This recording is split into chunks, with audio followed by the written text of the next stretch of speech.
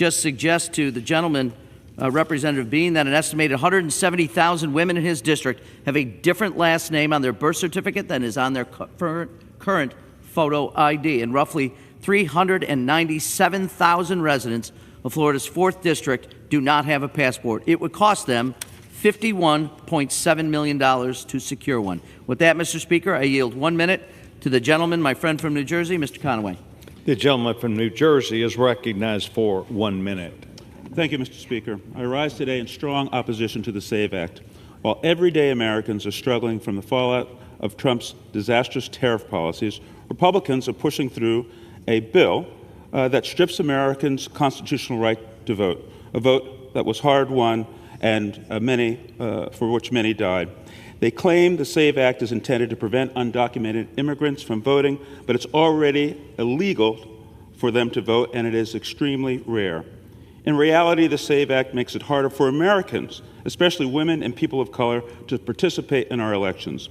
We've seen these tactics before, creating barriers to the ballot box to suppress the vote, and yet Republicans continue to find ways to undermine democracy.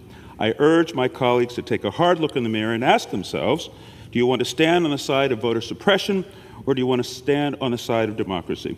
I choose democracy and will vote no on this dangerous anti-American bill. I yield back. Gentleman yields back. The gentleman from New York reserves his time. Gentleman from Wisconsin. Mr. Speaker, we're hearing from the other side that it's already illegal for non-citizens to vote. That's true. It's also illegal to evade Border Patrol and cross the border illegally into the United States of America. But enforcement matters. And we can look at what happens when you don't enforce the law under the Biden administration, what happens when you enforce the law under the Trump administration. I think back about when I went home to my hometown in Janesville, Wisconsin the other day, and I went to buy a 6-pack of beer. I walked in, and the gentlewoman at the desk said, "Brian, good to see you."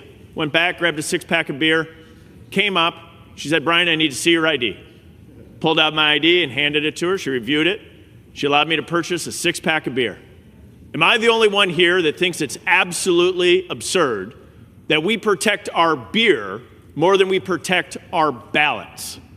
This law allows us to make sure that only U.S. citizens are voting in U.S. elections. Mr. Speaker, it's about enforcement of the law. I would ask my colleagues across the aisle, how many non-citizen votes should be okay? The answer to me and my colleagues on this side of the aisle is 0. Because every non-citizen that votes in a federal election in the United States of America cancels out the vote of a U.S. citizen. As we know in this chamber, very often House races are close. One of our representatives in this chamber was elected by simply 6 votes. 1 non-citizen voting in a federal election in the United States is too many. And the arguments I'm hearing from my colleagues on the left is that they're okay with non-citizens voting. It's essential that not only do we have the law, we enforce the law. And the SAVE Act does just that. It's my good friend Chip Roy from the state of Texas, the author of the bill, who I've been working with to do just that. And I now yield my friend, the gentleman from Texas, Chip Roy, as much time as he may consume to speak on the bill. The gentleman has provided the gentleman from Texas for as much time as he may consume. The gentleman is recognized. Thank the Speaker. I want to thank the chairman for his strong work and commitment to election integrity and to working with us on this bill, in particular, the SAVE Act. He's done an extraordinary job, and I'm proud to work with him and work with the rest of my colleagues on it. I'm proud to work with my friend Cleta Mitchell, who had a significant hand in what we were doing here. I'm quite certain that she is pretty well aware of protecting the right of females to be able to vote, along with my friends Stephanie Bice and Mary Miller and Laurel Lee, and Lauren Boebert, and Kat Kamak, all of whom came down to the floor in full support of this legislation, because they know the truth. They know the truth that the American people know, which is that as much as my colleagues on the other side of the aisle want to bring up the DMV, the American people know that the DMV is very good at giving driver's license to illegal aliens, because we know it to be true.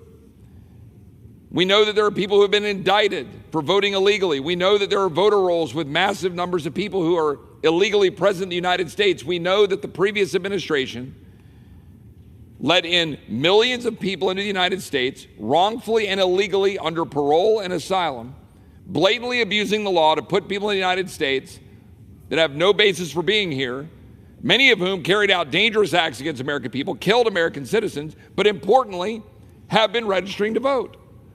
That's what's been happening. So what we understand is the American people have spoken very clearly that they believe only American citizens should vote in American elections. There's nothing controversial about that. There's nothing controversial about saying that you should be able to ensure that only citizens vote. And let's be very clear.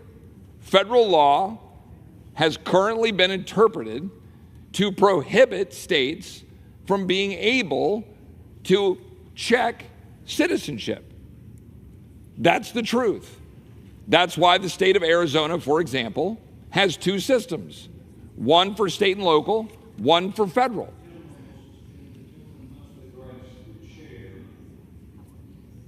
When he speaks, the gentleman's continued to The recognize. good people of Arizona have two systems in place. They check for citizenship for state and local elections, and they're unable to check for citizenship in federal elections. The point of this bill is to ensure that we guarantee only citizens vote by allowing those states to be able to check, by having systems, federal systems, be open to the states to be able to check, and to require proof of citizenship when you register. There's nothing complex about that.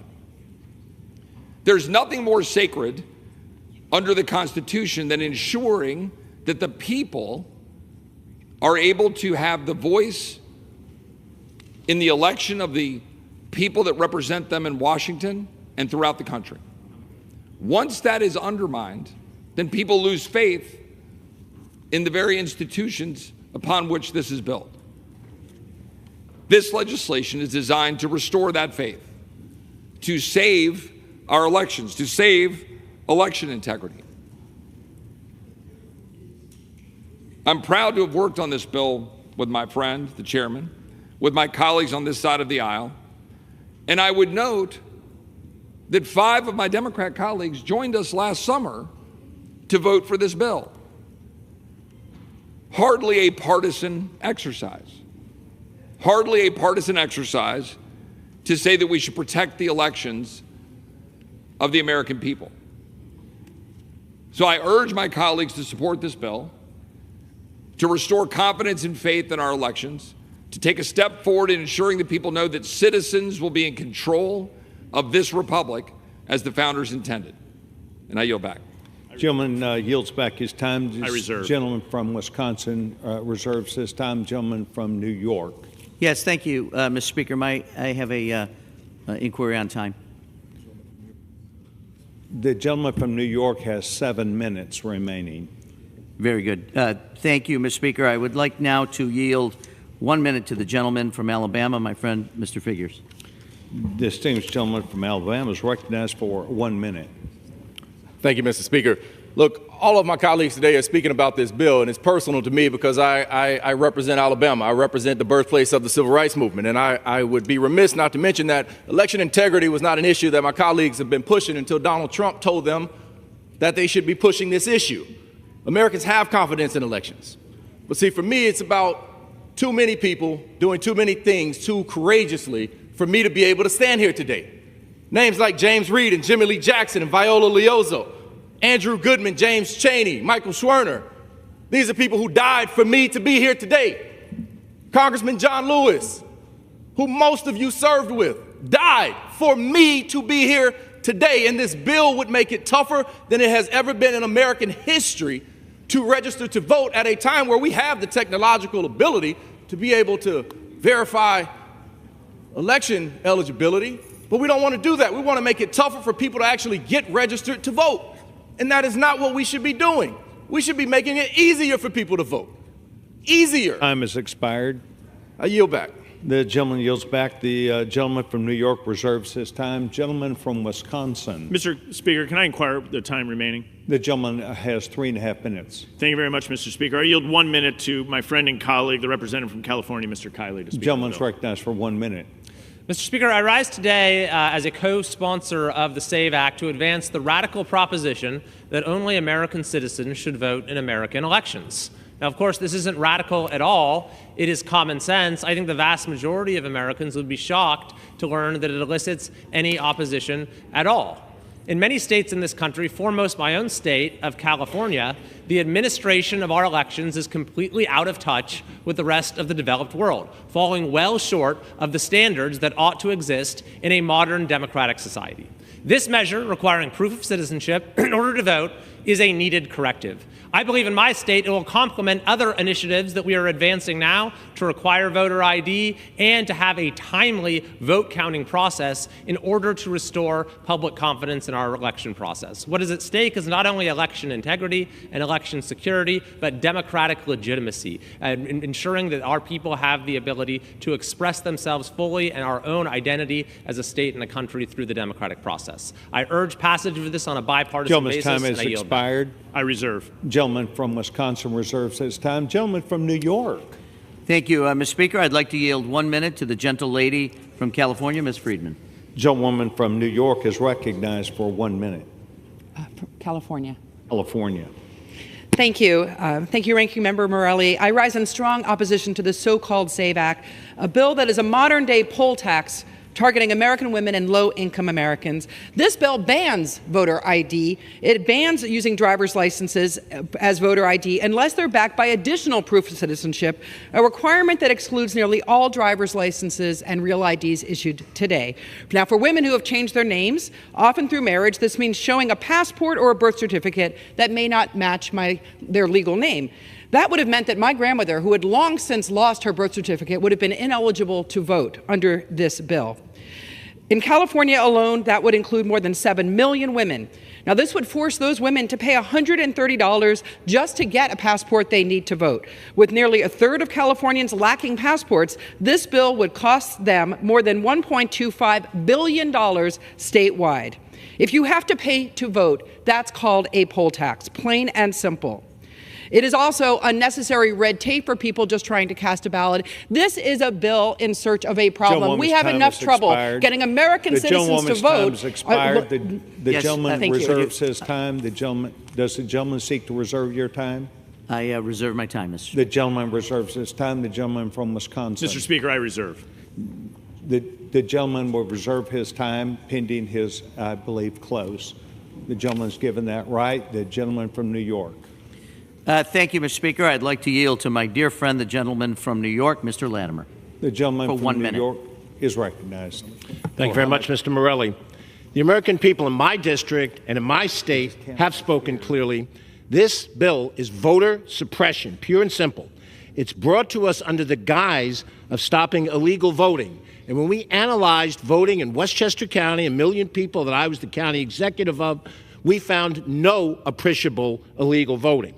But this is an opportunity for this majority to try to impose their will on the states that they don't already control. They want to end mail voter registration in my home state to satisfy other states' regressive laws. They want to require people who have voted legally for years to prove their citizenship if they not only change their name, but if they move. A simple move requires them to drive to a county board of elections and prove that they're an American citizen when they have proven that over the course of 20 years or more of voting. This bill subjects local officials to hefty criminal fines if they register someone outside of these rules. This is an expensive, unfunded mandate in Westchester, in New York City, and in all the other states that are involved. Mr. Speaker, I yield my time back. Thank you, Mr. Morelli. Yields back his time. Gentleman from New York has 4 minutes remaining. The gentleman from Wisconsin has chosen to save his time. Thank you, Mr. Speaker. Gentleman's recognized.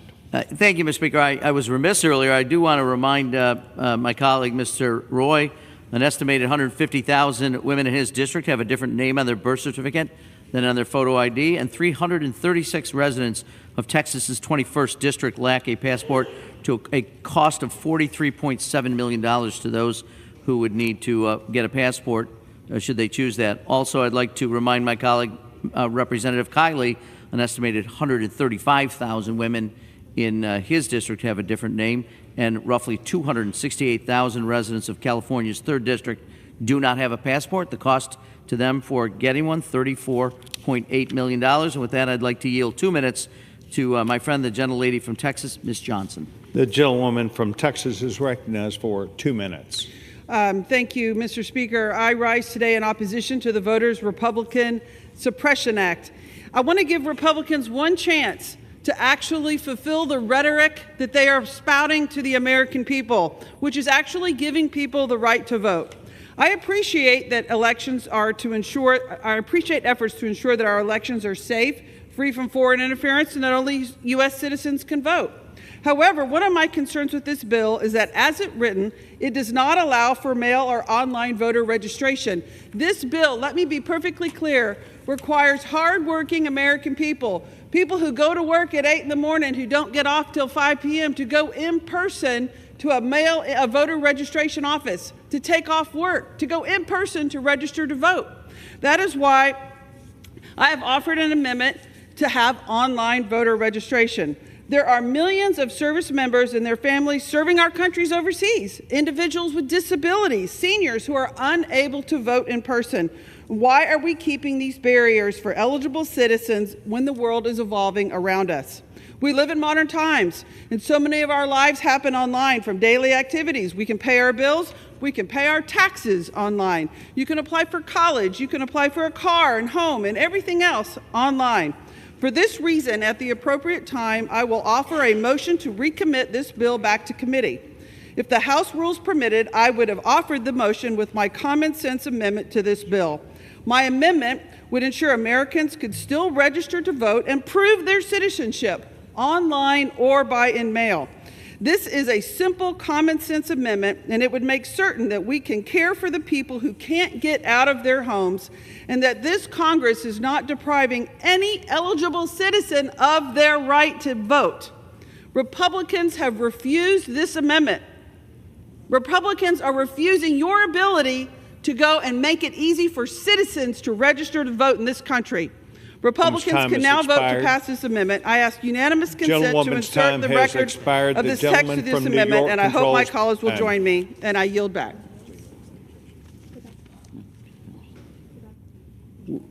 Without objection, the gentlewoman yields. Gentleman from New York is recognized. And I would reserve the balance of my time. Well, the gentleman, it's my understanding the gentleman reserves the right to close, so the gentleman from New York would now be recognized for the time remaining. Thank you very much, Mr. Speaker. The SAVE Act is, to put it nicely, the most severe voter suppression bill ever considered at the federal level. Coupled with President Trump's recent anti-voter election executive order, the SAVE Act would end the voter registration process for all Americans as they know it. Republicans have repeatedly failed to present any evidence that non-citizen voting at a federal level has ever affected the outcome of any election. The SAVE Act will make it harder for American citizens to vote, to make it harder for married women to vote, to make it harder for service members, students, rural Americans, senior citizens, native voters, survivors of natural disasters, and survivors of domestic abuse to vote, to make voting more expensive, in fact, to force American families to pay billions of dollars just to register to vote. Democrats want a country where every American citizen can vote. That's why we champion bills like the Freedom to Vote Act, the John R. Lewis Voting Rights Advancement Act, and the Native American Voting Rights Act, not the SAVE Act. I fiercely oppose this anti-American bill. I urge every one of my colleagues, Republicans and Democrats alike, to defeat this extremist anti-voter SAVE Act. With that, Mr. Speaker, I yield back. Gentleman yields back time. The distinguished gentleman from Wisconsin is recognized for his remaining 2.5 minutes. Thank you very much, Mr. Speaker. The SAVE Act is clear. Only U.S. citizens should vote in U.S. elections. Let's summarize the arguments here. My colleagues on this side of the aisle believe that only U.S. citizens should vote in U.S. elections, and we should keep it that way. My colleagues on the other side of the aisle just moments ago said that there's no appreciable illegal voting. Well, how much illegal voting should be allowed in the United States of America? My opinion, no non-citizens should vote in U.S. elections. We can go down and look at the data. Illinois had to remove 600 non-citizens from their voter rolls. Pennsylvania had to remove 10,000 non-citizens from their voter rolls. Georgia, 1,600 non-citizens attempted to register. In our nation's capital, where they allow non-citizens to vote in municipal elections, this past November, 388 non-citizens voted here in our nation's capital municipal elections. You'll hear the argument from my colleagues across the aisle that it's already illegal to vote if you're a non-citizen in a federal election. Well, I'd tell them, as I said earlier, it's already illegal to evade Border Patrol and to come into this country. But Joe Biden was happy to not enforce the law. Millions of illegal immigrants have come into the United States of America. And the National Voter Registration Act is drafted by this body. If you broke it, you got to fix it. We got to fix the voting laws. The National Voter Registration Act requires states to give voter registration materials when an individual comes to get a driver's license. So in states that give driver's license to illegal aliens, like the state of Illinois, just to the south of my home state of Wisconsin, they're handed voter registration materials. Mr. Speaker, I view that as insane. We should be making sure that only U.S. citizens are voting in U.S. elections. You'll hear arguments about it's burdensome. Mr. Speaker, I think it's absurd that we're protecting beer more than we're protecting ballots. You have to show a photo ID when you go in to buy a six-pack of beer. You should have to go in and show that you're a U.S. citizen when you register to vote. It's just that simple. And I remind my colleagues that we had this debate in this chamber last Congress. 5 Democrats joined us in voting for this bill. Well, in a few moments, we'll be voting, Mr. Speaker. It'll be darn interesting to see how many Democrats have the courage to come across the line and say, yes, only U.S. citizens should vote in U.S. elections. My colleagues should support this bill, and I yield back. All time for debate has expired. Pursuant to House Resolution 294, the previous question is ordered on the bill. The questions on the engrossment and third reading of the bill. Those in favor say aye. Those opposed, no. No. The ayes have it. Third reading. A bill to amend the National Voter Registration Act of 1993 to require proof of United States citizenship to register an individual to vote in elections for federal office and for other purposes. For what purpose does the gentlewoman from Texas seek recognition? Mr. Speaker, I have a motion to recommit at the desk. The clerk will report the motion. Ms. Johnson of Texas moves to recommit the bill H.R. 22 to the Committee on House Administration. Pursuant to Clause 2B of Rule 19, the previous question is ordered on the motion to recommit. The question is on the motion. All those in favor shall say aye. Those opposed, no. No. The noes have it. The motion is not agreed to. Mr. Speaker, I ask for the yeas and nays. The yeas and nays are requested. Those favoring a vote by the yeas and nays will rise. A sufficient number having risen, the yeas and nays are ordered. Pursuant to Clause 8 of Rule 20, further proceedings on this question will be postponed.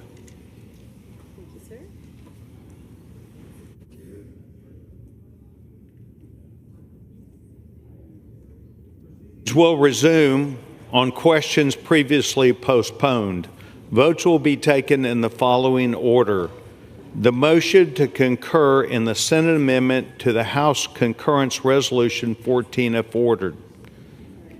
The motion to recommit H.R. 22 and the passage of H.R. 22 if ordered. The first vote will be conducted as a 15-minute vote. Pursuant to Clause 9 of Rule 20, remaining electronic votes will be conducted on 5-minute votes.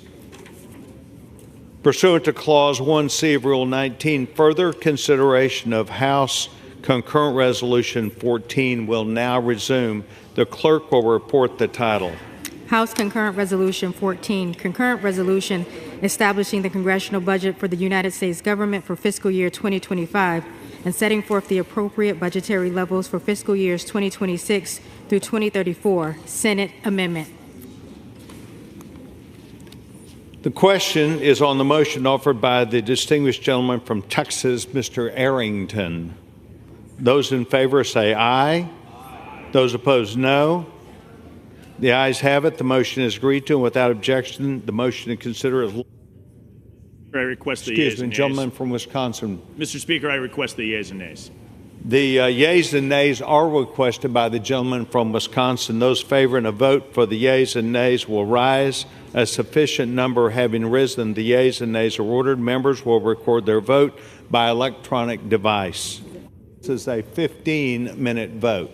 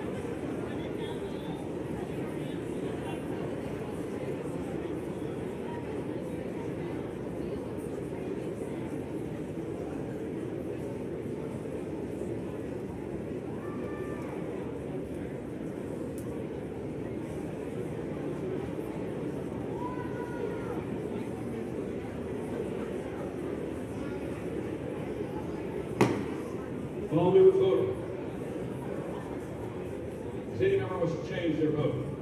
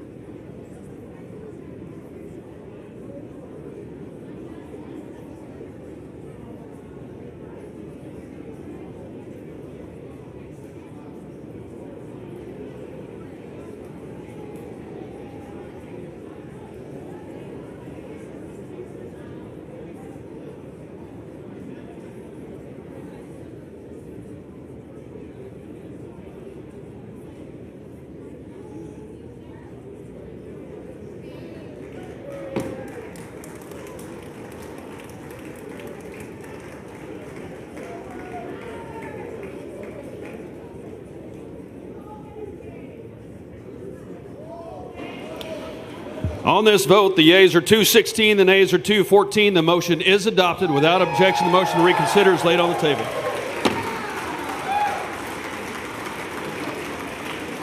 Pursuant to Clause 8 of Rule 20, the unfinished business is a question on agreeing to the motion to recommit on H.R. 22 offered by the gentlewoman from Texas, Ms. Johnson, on which the yeas and nays were ordered. The clerk will redesignate the motion. Motion to recommit H.R. 22 offered by Ms. Johnson of Texas. Question is on the agreeing to the motion to recommit. Members will record their votes by electronic device. This will be a 5-minute vote.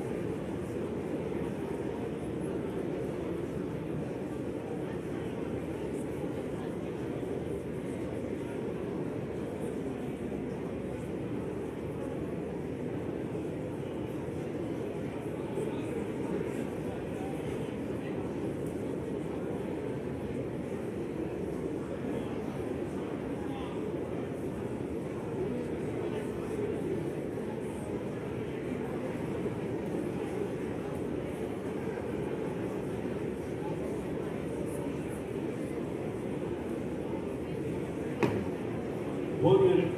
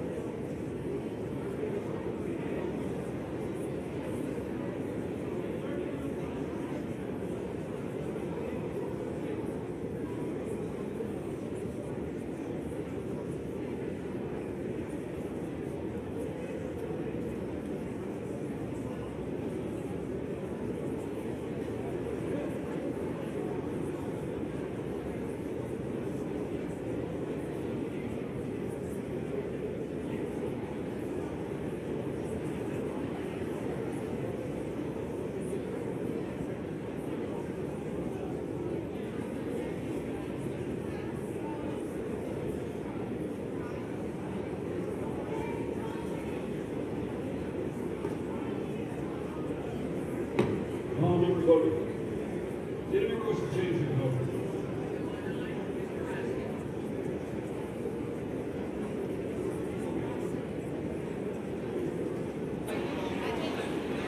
On this vote, the yeas are 211, the nays are 215. The motion is not adopted. Question is on passage of the bill. Those in favor say aye.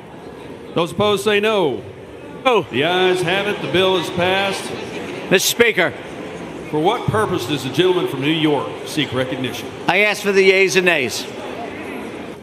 Yeas and nays are requested. Those favoring a vote by the yeas and nays will rise. Sufficient number having risen, the yeas and nays are ordered. The members will record their votes by electronic device. This will be a 5-minute vote.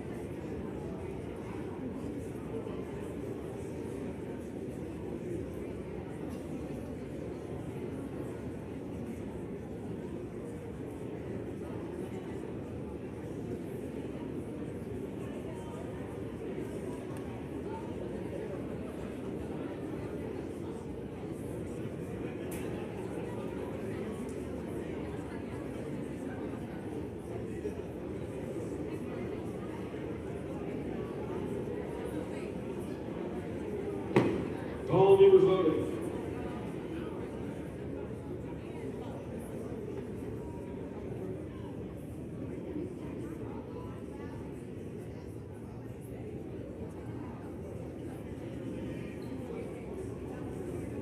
Does any member wish to change their vote?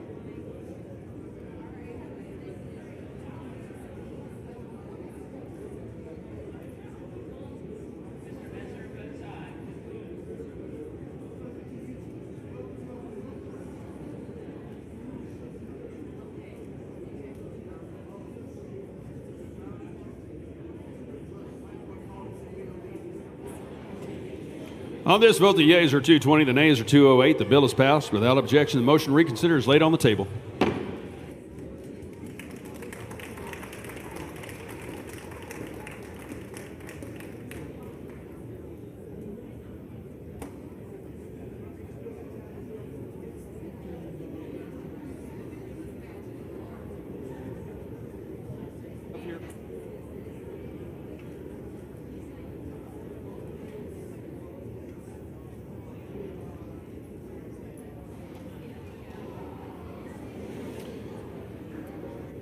Chair will remind all persons in the gallery they are here as guests of the House and that any manifestation of approval or disapproval of proceedings is in violation of the rules of the House.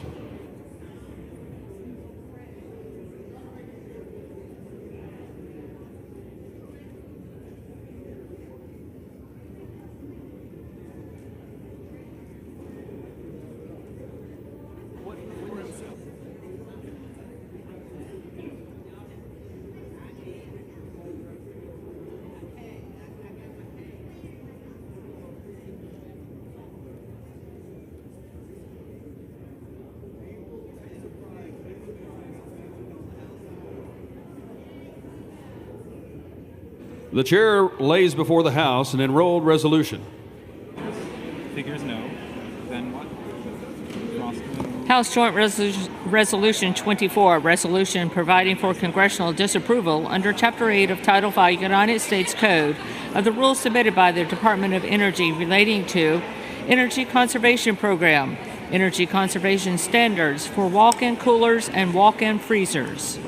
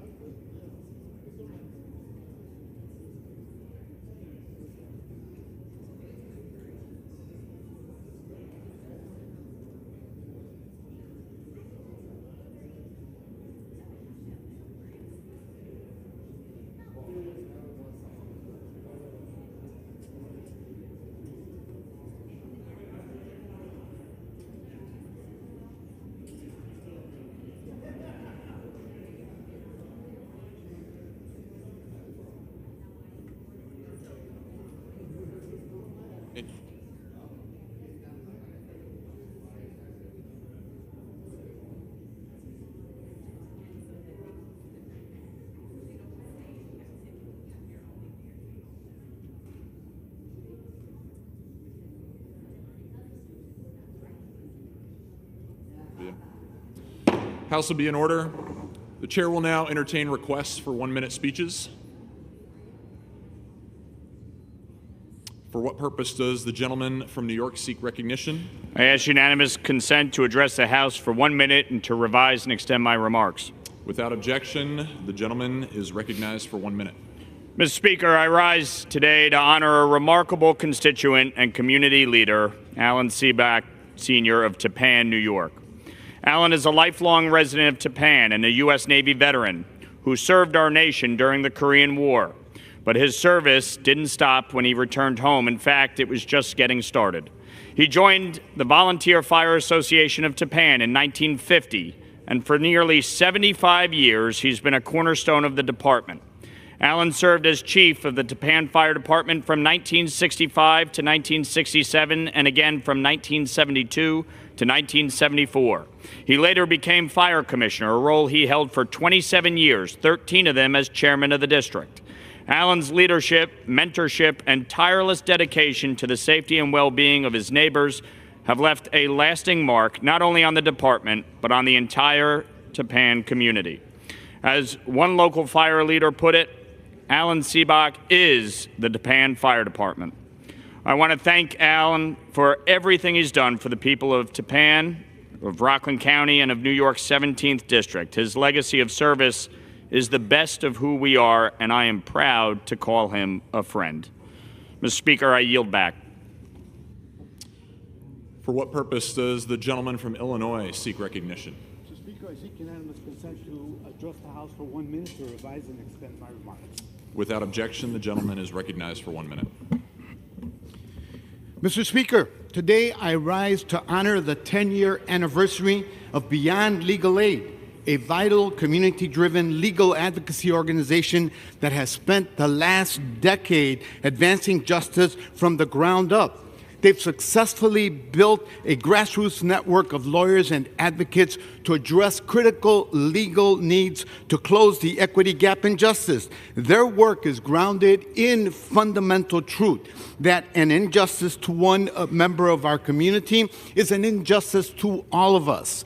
Beyond Legal Aid places impacted communities at the center of their advocacy, reshaping what legal support can and should look like.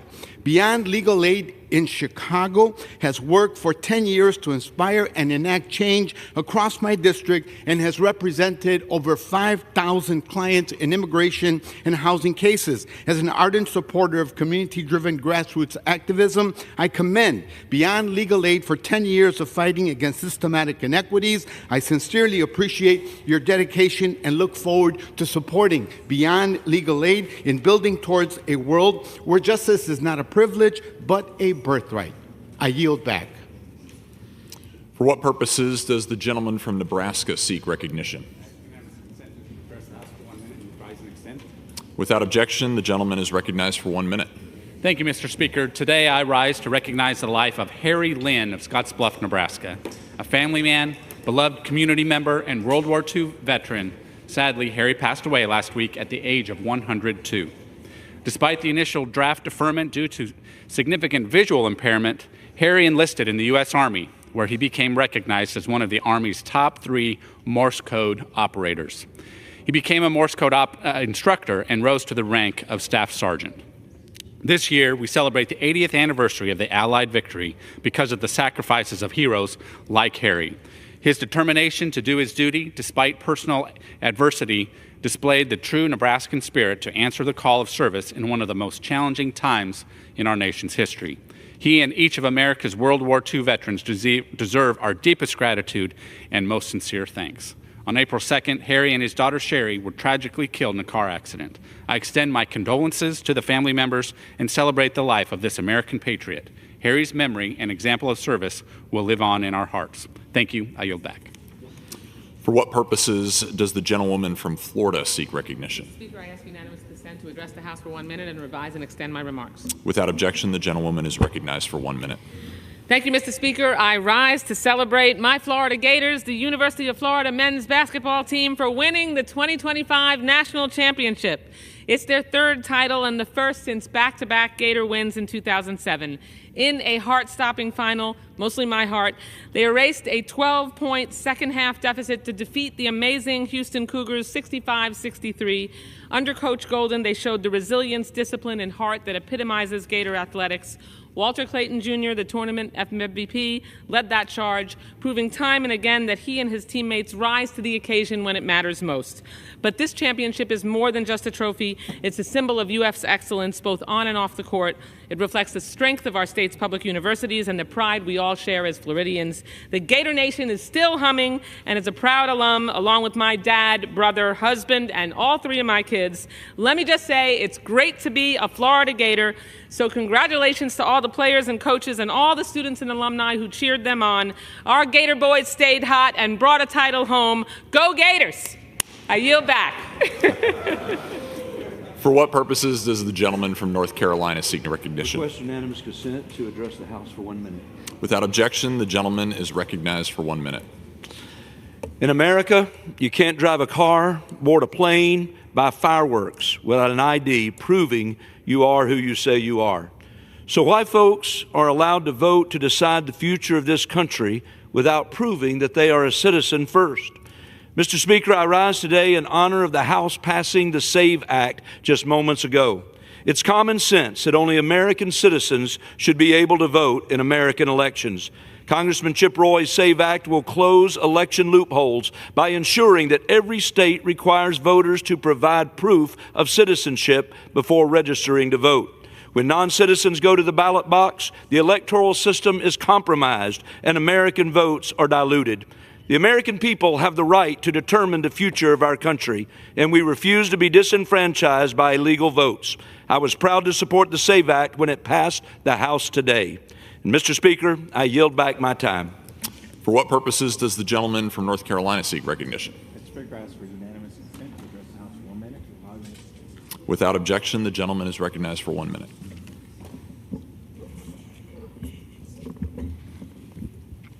Mr. Speaker, I rise to recognize the remarkable achievement of a teacher from Wilson, North Carolina. Mr. Johannes Amarino, a high school science teacher at Sally B. Howard School, has been awarded the Burroughs Welcome Fund 2025 Career Award for STEM teachers. The award honors outstanding educators who are committed to science, technology, engineering, and mathematics. The grant will be used to set up science equipment and living labs in the school's new high school building and provide essential supplies. The award includes $175,000 over 5 years.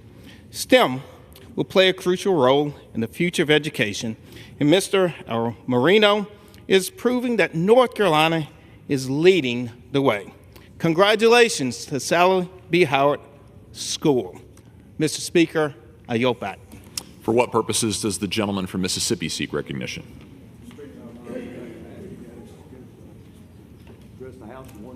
Without objection, the gentleman is recognized for 1 minute. Thank you, Mr. Speaker. Mr. Speaker, I rise today in honor of the life and legacy of Ryan Griffin, a devoted father, community leader, and an accomplished professional who left an indelible mark on Laurel, Mississippi, and beyond. Ryan was a man of service, whether through his career in journalism or communications, his leadership in civic organizations like Kiwanis and United Way, or his unwavering dedication to his hometown. From the football field at West Jones High School to the halls of the University of Southern Mississippi, Ryan exemplified leadership, integrity, and a passion for bringing people together. Above all, Ryan's love for his family, his faith, and his community defined his life. His impact will be felt for generations to come. My prayers are with his children, his loved ones, and all who had the privilege of calling him a friend. May we honor the legacy and continue his commitment to service and kindness. And Mr. Speaker, I yield back. For what purposes does the gentleman from Maryland seek recognition? To address the House for 1 minute to revise and extend my remarks. Without objection, the gentleman is recognized for 1 minute. Mr. Speaker, I rise to remember my beloved friend and Montgomery County legend, Jack Fitzgerald, who passed away this week at the age of 89. He will be sharply missed by friends, family, and customers of Fitzgerald Auto Malls up and down the East Coast. Jack's life embodied the restless, adventuresome spirit of American entrepreneurial business at its very best. Over the course of his extraordinary life, he built Bethesda Auto from a single storefront in the early 1950s into a massive success with dealerships across Maryland, Pennsylvania, and Florida. An old-fashioned businessman devoted to the community, he was an eloquent champion of customer safety, consumer protection, and employee well-being. He pioneered the installation of child safety seats before it became an industry standard. He was friends not just with CEOs of auto companies, but with Ralph Nader. Remarkably, Jack transferred his company to employee stock ownership over the last year before his death. His legacy now lives on in his employees and in everybody in Montgomery County, Maryland who loved him. Please join me in saluting the life of Jack Fitzgerald, who was a pillar of our community, a local hero, and may his memory be a blessing. Yield back. Does the gentleman from Georgia seek recognition? Ask unanimous consent to address the House for 1 minute, to revise and extend my remarks. Without objection, the gentleman is recognized for 1 minute. Mr. Speaker, I rise today to congratulate Lori Frazier Bearden, a resident of Savannah, Georgia, who will serve as the Deputy Assistant Secretary for the Employment and Training Administration, ETA, at the United States Department of Labor. Ms. Bearden earned her bachelor's degree in political science from Columbus State University in Georgia and her master's degree in public administration from Auburn University. In this role, Ms. Bearden will assist Labor Secretary Lori Chavez DeRemer in executing President Donald Trump's mission of prioritizing American workers, veterans, and retirees. She will work to advance the ETA's mission of contributing to the more efficient functioning of the U.S. labor market by providing high-quality job training, employment, labor market information, and income maintenance services, primarily through state and local workforce development programs. Ms. Bearden's dedication to public service and expertise in navigating complex policy landscapes make her an asset to the Trump administration. Ms. Bearden, congratulations on this exciting achievement. We all look forward to watching you succeed and wish you the best in your new role.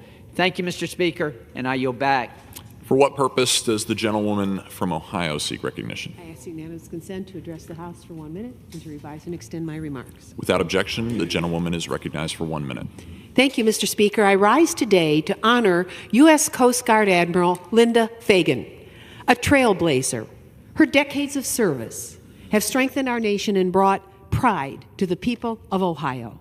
Throughout her distinguished 40-year career, Admiral Fagan broke barriers. She led with strength of purpose. As the first woman to serve as Commandant of the United States Coast Guard and the first woman to lead a branch of our armed forces, she made history with integrity and fortitude. Her service spanned all 7 continents. From the icy waters of the poles to ports around the world, she safeguarded our nation's interests with professionalism and resolve. Her deep expertise in marine safety is unmatched, and she holds the title of Gold Ancient Trident, the first of that honor and a symbol of enduring leadership in one of the Coast Guard's most critical missions. Yet, patriots must acknowledge with concern the abrupt dismissal of Admiral Fagan just 1 day after a presidential inauguration with only 3 hours' notice. Actions that politicize our armed services undermine the trust and stability of these institutions. Admiral Fagan's legacy is not one of partisanship, but of patriotism. Let us honor and thank her for her service. Our military remains above political winds, guided as she was by our Constitution, principle, high professionalism, and a deep love of country. Thank you, Mr. Speaker, and thank you, Service Admiral. Now we have the watch. For what Thank purpose you, and does I the yield gentleman back. from Ohio seek recognition? Mr. Speaker, I ask unanimous consent to address the House for 1 minute to revise and extend my remarks. Without objection, the gentleman is recognized for 1 minute. Thank you, Mr. Speaker. I rise today to recognize the Girl Scouts of Western Ohio. These hardworking and dedicated scouts are agents for positive change in their communities and work every day to create a better world.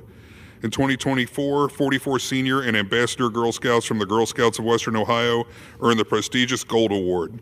In pursuit of this distinction, each scout identified a specific issue close to their hearts and utilized teamwork and collaboration to effect positive change in their community, leaving a lasting impact. Carolyn Koch, a graduate of Blanchester High School, created a Build Community Through Theater program to engage youth and help them develop confidence. Promoting drama education in her community, Caroline invested her time and energy in creating a middle school drama camp free of charge for 5th to 8th grade students in the Blanchester local school district. The Girl Scout promise reads, "On my honor, I will try to serve God and my country, to help people at all times, and to live by the Girl Scout law." Carolyn and each of the other recipients of the Girl Scout Gold Award are the embodiment of this promise. I would also like to recognize the parents and Scout leaders who supported each Girl Scout on their path to this milestone. Your support made all the difference. Congratulations, Girl Scouts, especially Carolyn. Your investment in our community is appreciated, and Ohio can't wait to see what's in store for you next. Thank you, Mr. Speaker, and I yield back. For what purpose does the gentleman from California seek recognition? Mr. Speaker, I ask unanimous consent to address the House for 1 minute to revise and extend my remarks. Without objection, the gentleman is recognized for 1 minute. Mr. Speaker, it is an honor to serve as the ranking member of the Veterans Affairs Committee, and today I rise to recognize one veteran in particular, my great uncle, Manso Takahashi.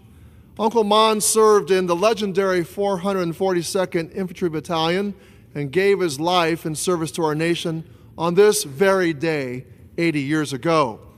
He gave the last full measure of devotion while his family, my grandparents and parents, were incarcerated in camps simply because they were Japanese Americans.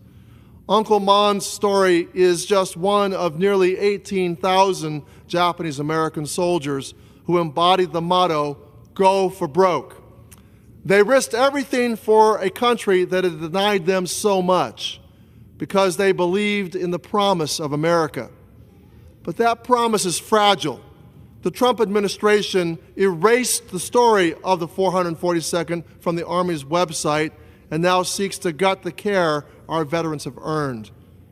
We cannot let that happen. To truly honor our veterans, we must defend their legacy, The gentleman's time has expired. and uphold the nation they fought to build. The gentleman's time has We expired. owe them, Mr. Speaker. For what purposes does the gentleman from Pennsylvania seek recognition? Unanimous consent to address the House for 1 minute and to revise and extend my remarks. Without objection, the gentleman is recognized for 1 minute. Mr. Speaker, this morning, all 216 of my GOP colleagues, along with just 4 out of 212 Democrats, passed the SAVE Act, which is a bill that mandates proof of citizenship for those registering to vote. I think most people think that's already required and mandated. But guess what? Even though it's in the Constitution, federal law mandates that only citizens can vote, there are states that have systems in place that allow non-citizens to register. And guess what? They vote. To address this problem, the SAVE Act also requires states to establish a program to remove non-citizens from their voter rolls. And just last month, even though Iowa did what it could to correct this problem, 277 non-citizens were on the voter rolls and 35 of them voted. That may not sound consequential, but there are races that are decided by less than that. The votes against the SAVE Act today were nothing more than to allow non-citizens to vote in the United States of America.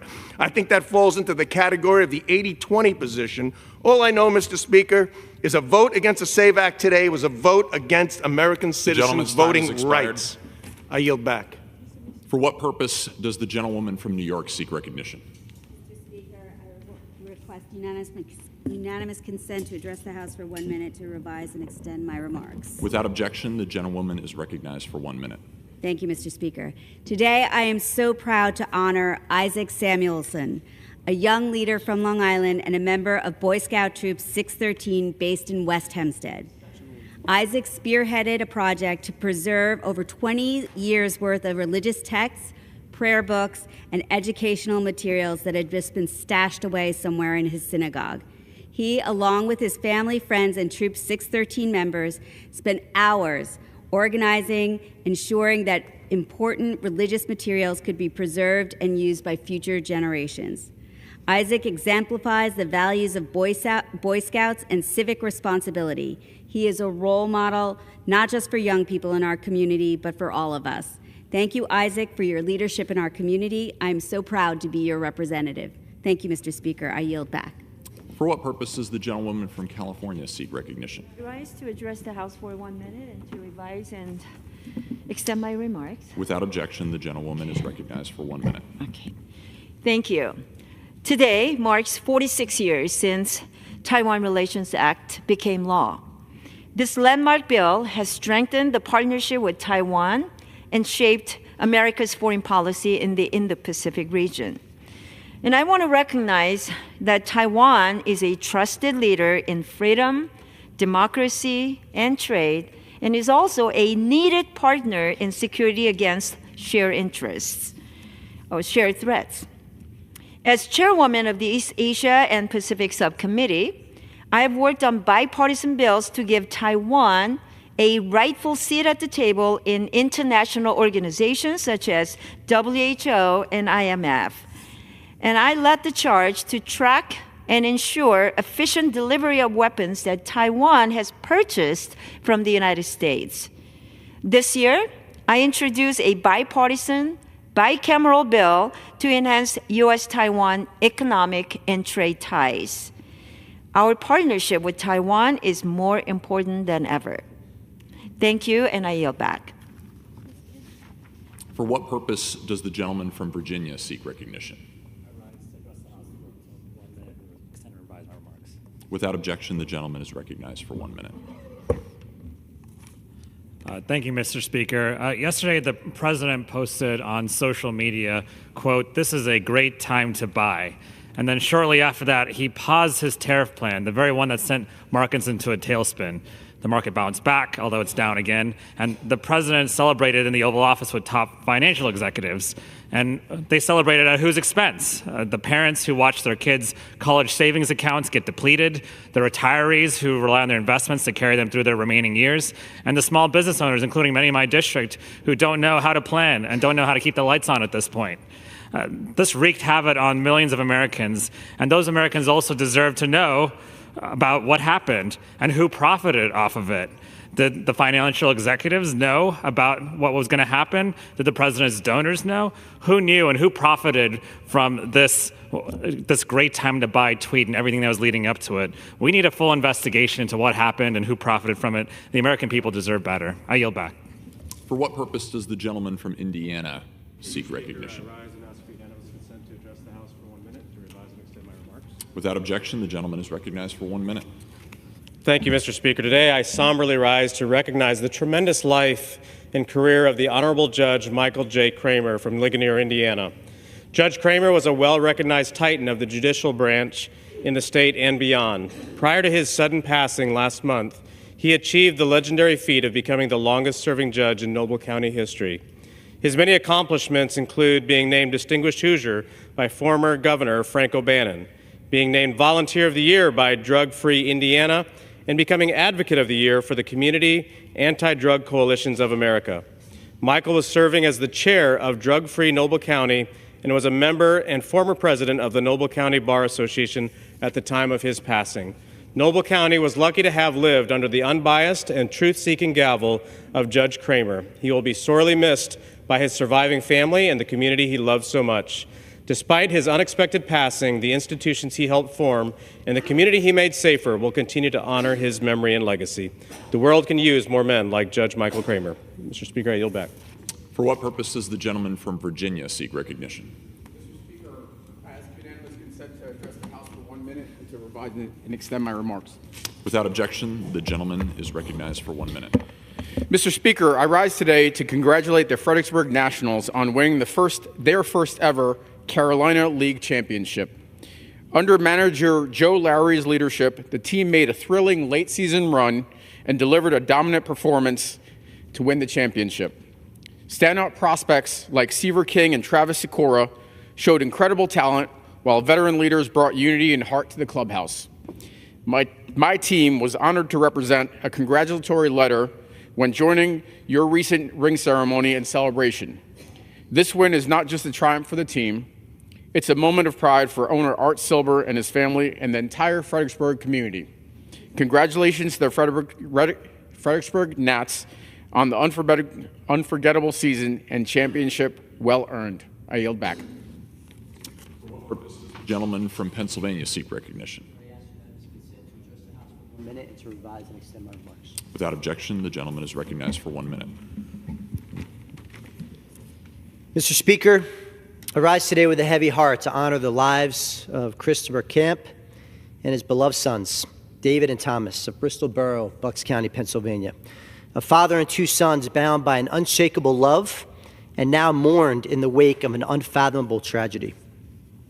Mr. Speaker, Chris Camp was a man who chose compassion not as an occasional act, but as a daily calling across every corner of our community. He was known not only for what he did, but for how he did it. With an unwavering commitment to lifting up those most in need, he was, in every sense of the word, a guardian of the vulnerable.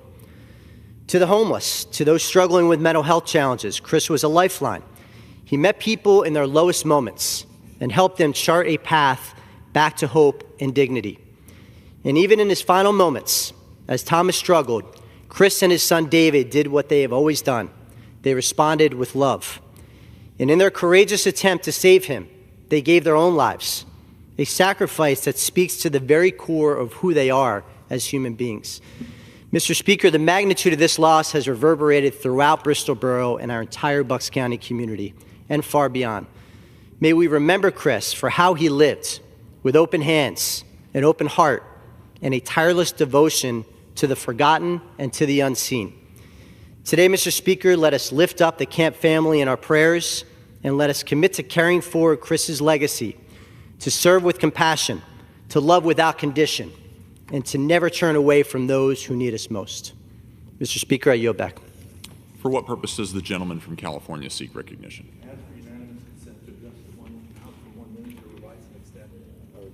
Without objection, the gentleman is recognized for 1 minute. Thank you very much, Mr. Speaker. Mr. Speaker, I rise today to honor the life of Ann Evans, who was called home on February the 12th. There are some people so important and central to a city and a community that their lives become intertwined. Ann Evans' life and the life of San Diego for the last 60 years were magnificently intertwined. Ann was America's finest lady, and she made San Diego America's finest city. Every major advancement in the last 60 years that made San Diego great, from developing our beloved Mission Bay to redeveloping our urban core, you could find Ann right in the middle of it. Ann was a doer. She was fearless, brilliant, and a trailblazer, always anxious to make things better for everyone. This is why she became a leading philanthropist and gave back generously to the city she loved and taught her children to do the same. The city of San Diego's heart is broken with the passing of Ann. We would have never become America's finest city without her. We pray for her family, her greatest legacy to our city, and we thank God for the life of Ann Evans, the guardian of San Diego. Rest in peace, Ann Evans, and job well done. With that, I yield back, Mr. Speaker. For what purpose does the gentleman from North Carolina seek recognition?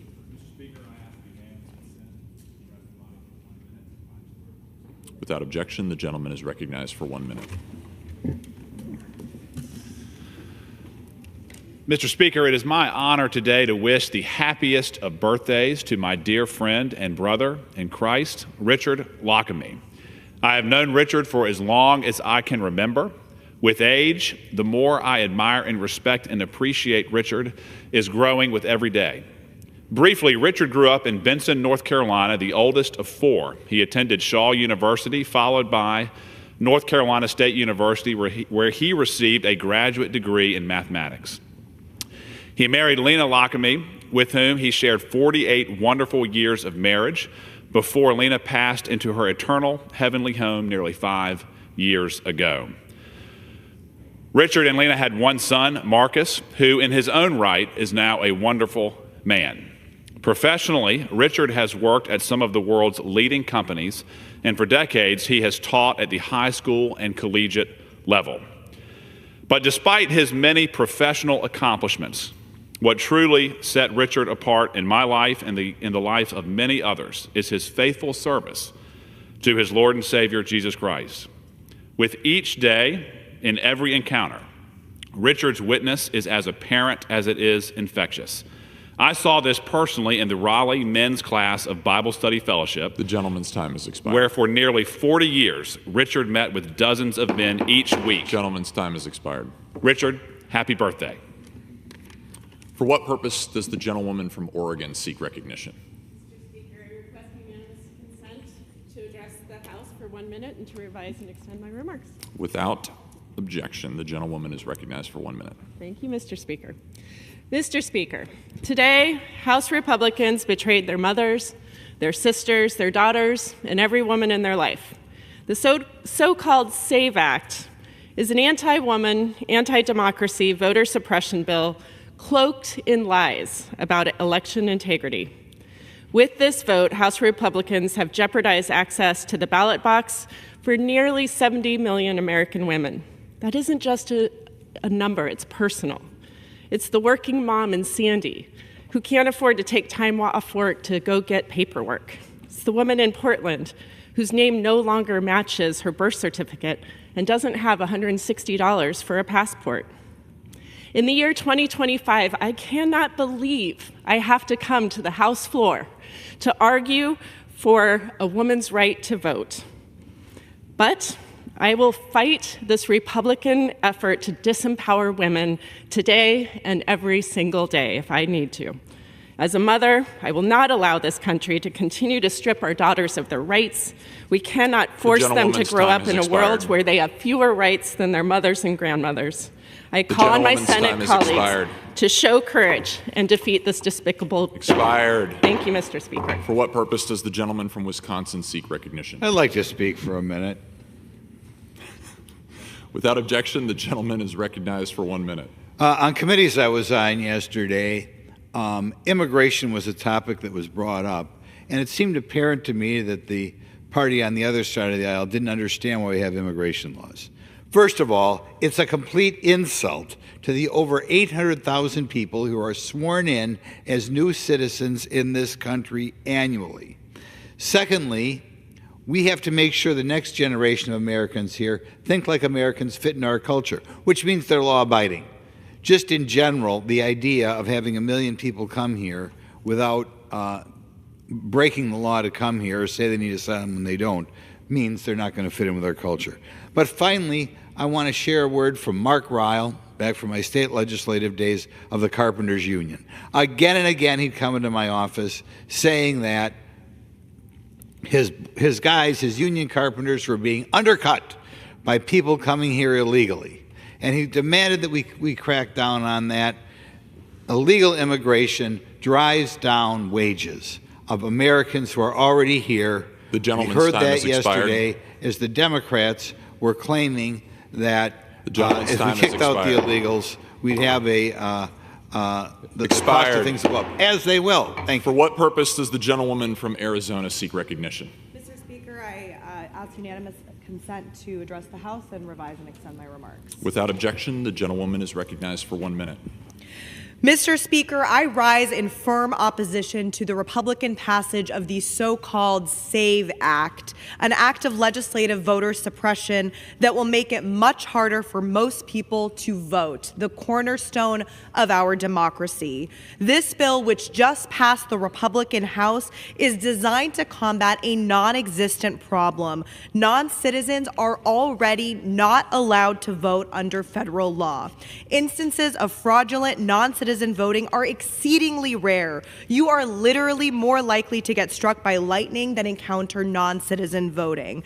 To address this made-up problem, Republicans have passed a draconian bill that would make it extremely difficult and costly for service members, married women, and disadvantaged Americans to register to vote.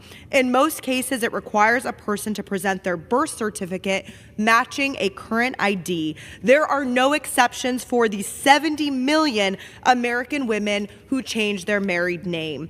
This bill also mandates in-person visits to register to vote, disenfranchising potentially tens of thousands of deployed service members as well as Native Americans in rural areas like northern Arizona. This is a shocking act of voter suppression. I yield back. Thank you. For what purpose does the gentleman from New York seek recognition?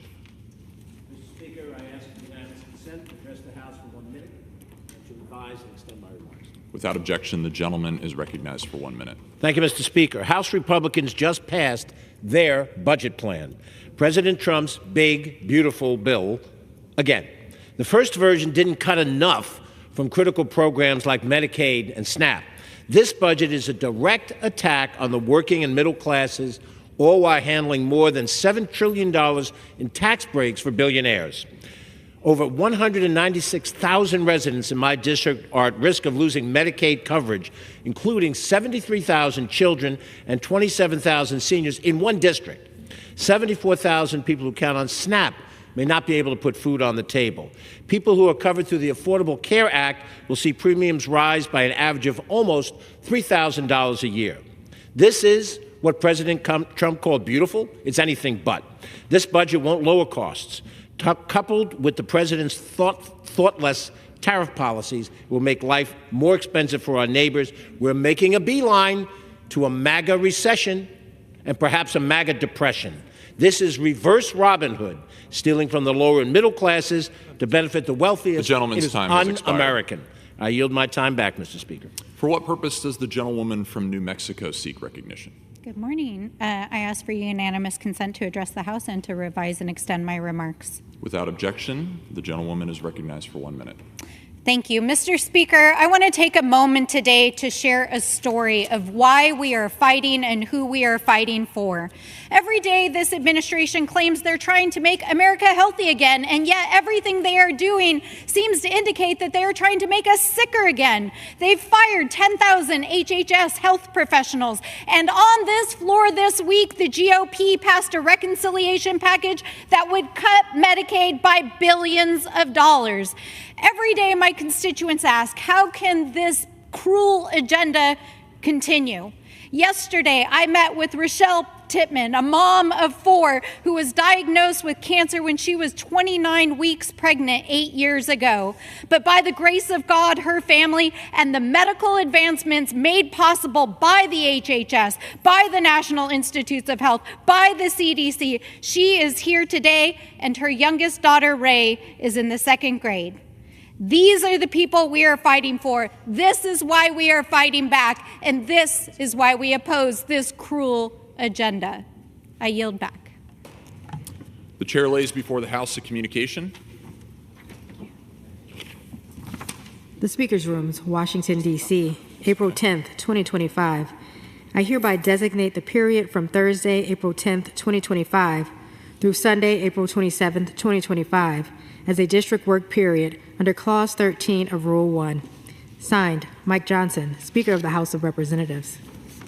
Under the Speaker's announced policy of January 3rd, 2025, the gentleman from Texas, Mr. Green, is recognized for 60 minutes as the designee of the Minority Leader.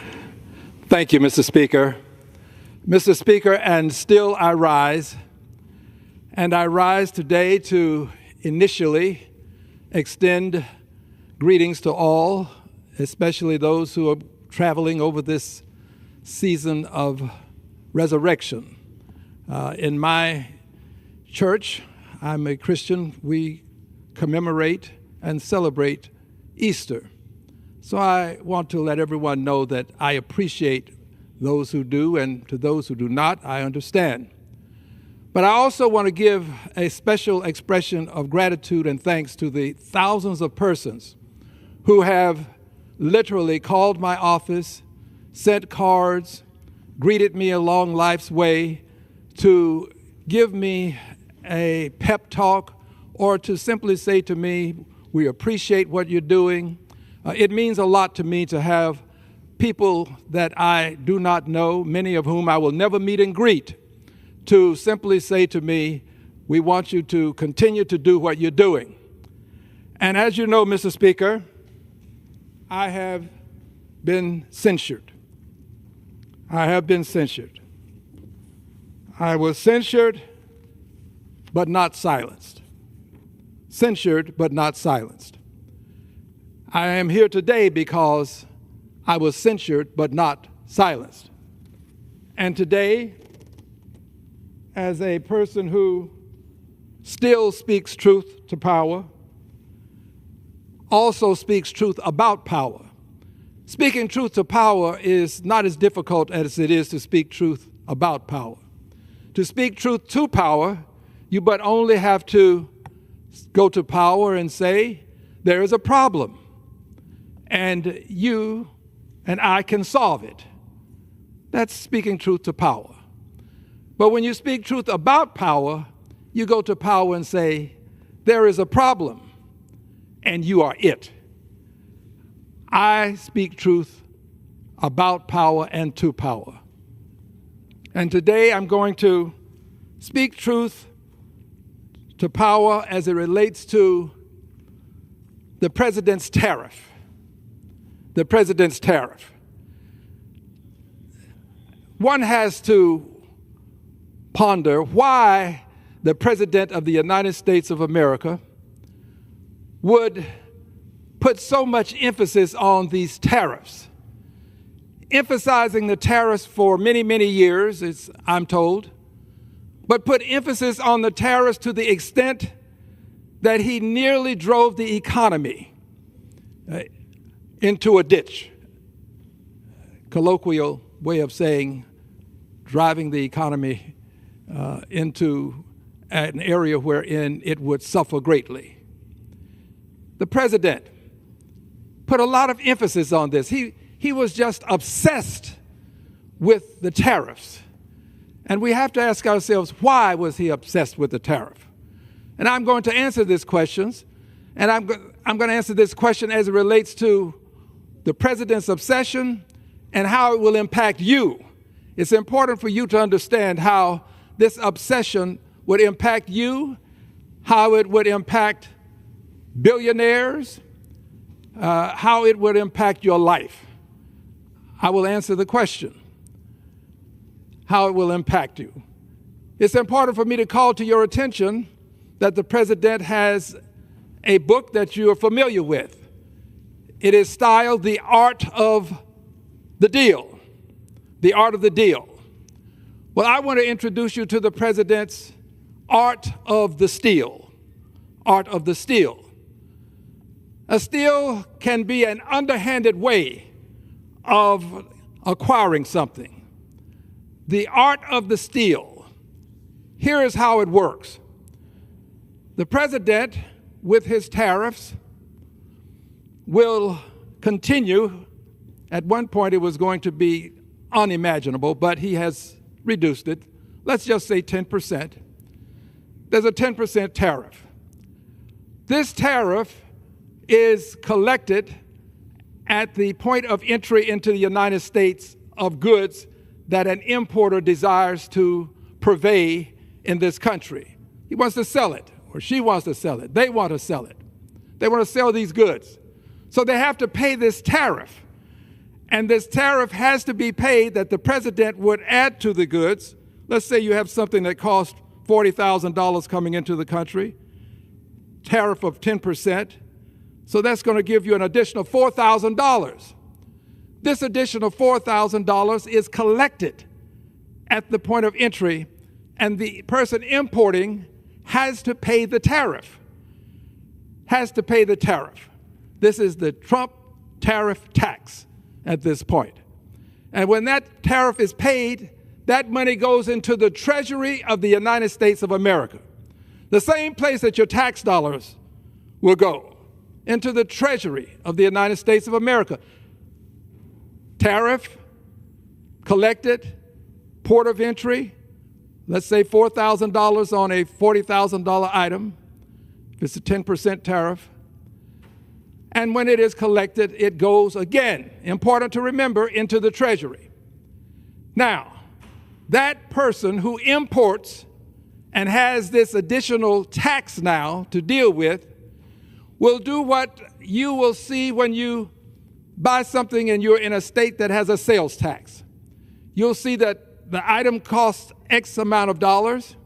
If it's something that costs $40,000 and there's a 10% sales tax, then you'll see that there's a tax on there, sales tax of 10% or $4,000.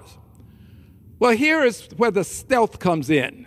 Here's where the art of the steal begins. When the person sells that $40,000 item and has to add that additional $4,000 to it, that person becomes somewhat of a tax collector for the Trump tariff tax steal. that person who purchased this item, brought it into the country, paid $40,000 for it, and then had to pay 4 more, making it $44,000, adds that $4,000 to that product when you buy it. That $4,000 is added. The unfortunate thing is, it's not done the way a sales tax is done. It's not noted that you're paying it. You pay it because it's a part of buying the product. But there's nothing that will say this is the Trump tariff tax steal. It won't be there. It's a very stealthy way of doing business. Most people don't realize that they're paying this tariff, this tax, this steal, if you will. They do. But we really haven't gotten to the essence of what's important here. That money, that $4,000 that was paid at the point of entry, now collected from you because the person who is selling, purveying, does not want to pay that because they're operating possibly on a thin profit margin. They already have an overhead that they have to consider. So you pay it. Now it goes into the Treasury. And here's where it gets really stealthy. The steal gets stealthy.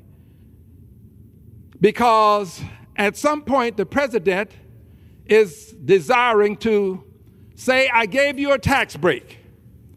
You got a tax break from the president. Well, here is the truth.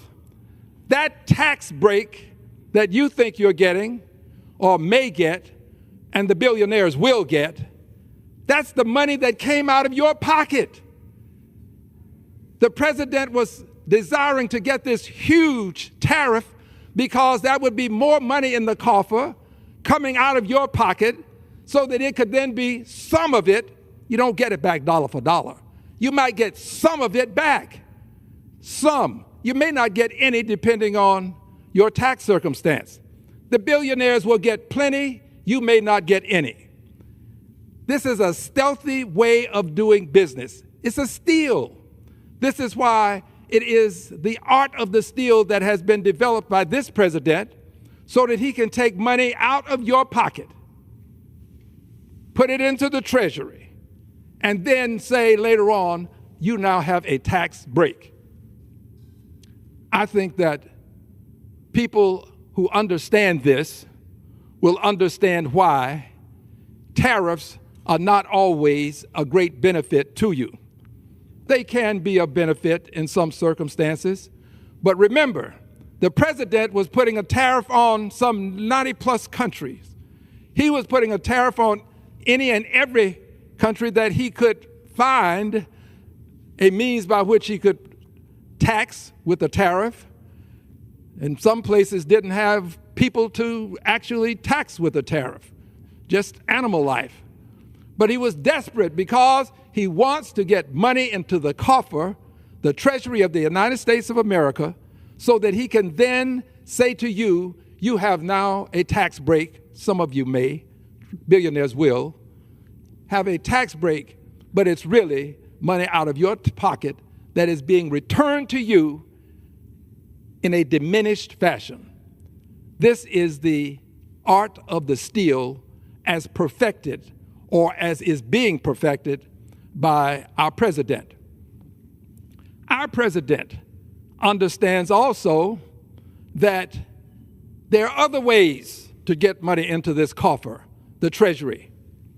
You could get money into the Treasury by simply having Medicare or Medicaid have some cuts into these two programs, these two health care programs. And this can be done because there has been an indication in this House that some $880 billion will be cut, or should be cut. I'm going to fight it. Attempt to cut, I'm going to fight it, from the committee that has jurisdiction over Medicaid and Medicare. $880 billion. You can't cut $880 billion out of the appropriations that would emanate from that committee without cutting into Medicaid or Medicare. You have to do it. Well, when that is done, that money goes into the Treasury. So now you add the stealth tax, which was a tariff, and you add the money that you're saving now by putting people who need health care in harm's way as it relates to their health care, put that money in. And when I say people who need it, I'm talking about people who have long-term illnesses and they're seniors, they're dual eligible persons, may qualify for Medicaid and Medicare, so they need these long-term hospitalization programs available to them. That can be cut. Talking about children in this country, approximately 40% of all children benefit from Medicaid at some point in their lives. That can be cut. These cuts will then go into the cuts to children that would impact children and impact seniors, would go into the coffer. And again, add this to the stealth tariff tax, and you have more money that you can now pass back to and say, here's what the government is sending you by way of cutting taxes and giving you additional money. Friends, I conclude that this is a very stealthy way of doing business when people don't always understand. I believe that if people truly understand how the president is amassing this tax break for billionaires, I think they're going to be exceedingly upset. And there are many ways to express how upset you are. You can do this always peacefully. Many are going to protest. Others will do it at the polls. A good many of my colleagues who are participating as persons who are aiding and abetting, if you will, many of them will find that, as they are finding out currently, that they are going to be received in less than a very warm way when they find themselves having town meetings. They're already experiencing this. That's why many of them are not having their town meetings. But they're going to experience it also when we have an election, because people aren't going to forget this. They're not going to forget how the president desperately tried to tax them so that he could then return money, some to them if they would qualify, but much to billionaires who would qualify. This is, in my opinion, a shameful and disgraceful way for the president to tell people that they're going to get a tax break when it's really their money that is being returned to them by way of this tariff. I would also remind people that as we move forward, I have indicated that impeachment is imminent. The filing of articles of impeachment is imminent. We are currently in a countdown to impeachment. Now, those who know me know that I wouldn't say this if I were not going to move on with it. And I am. We will have articles of impeachment filed. I cannot tell you what the vote will be, and there are some who would say, well, you shouldn't file the articles of impeachment if you can't win. No, you need to know where people stand. You really do. We need to know.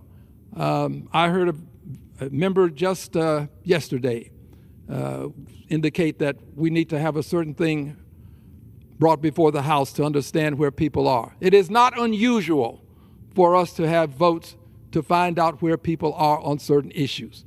And this is no exception. And the first articles of impeachment may not succeed. The second may not succeed.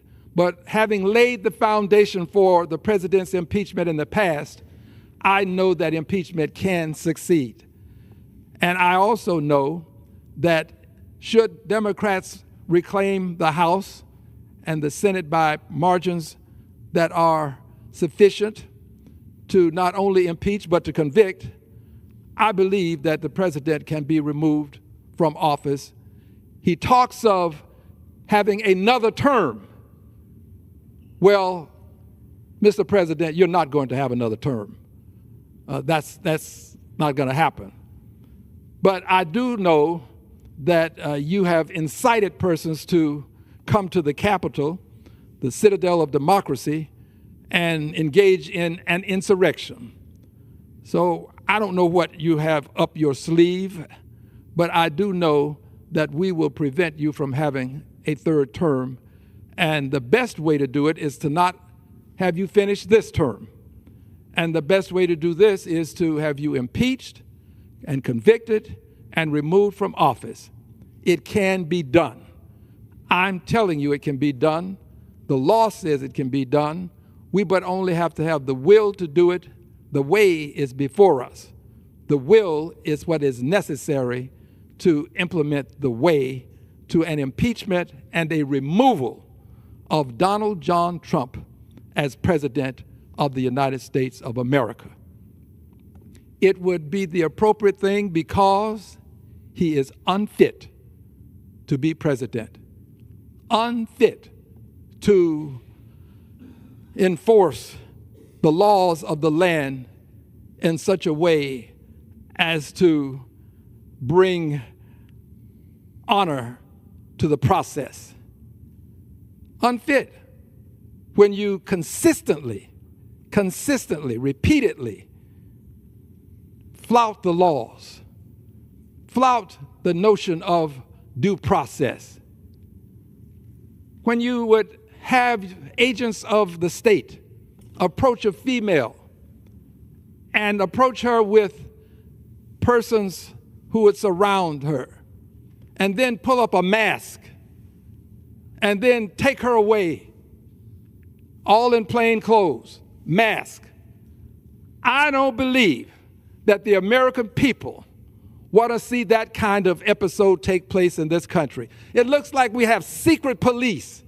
America is not a country with secret police that come and take you away from your home to some distant state where you're not known, where you don't have resources. Don't give you any due process. This is not America.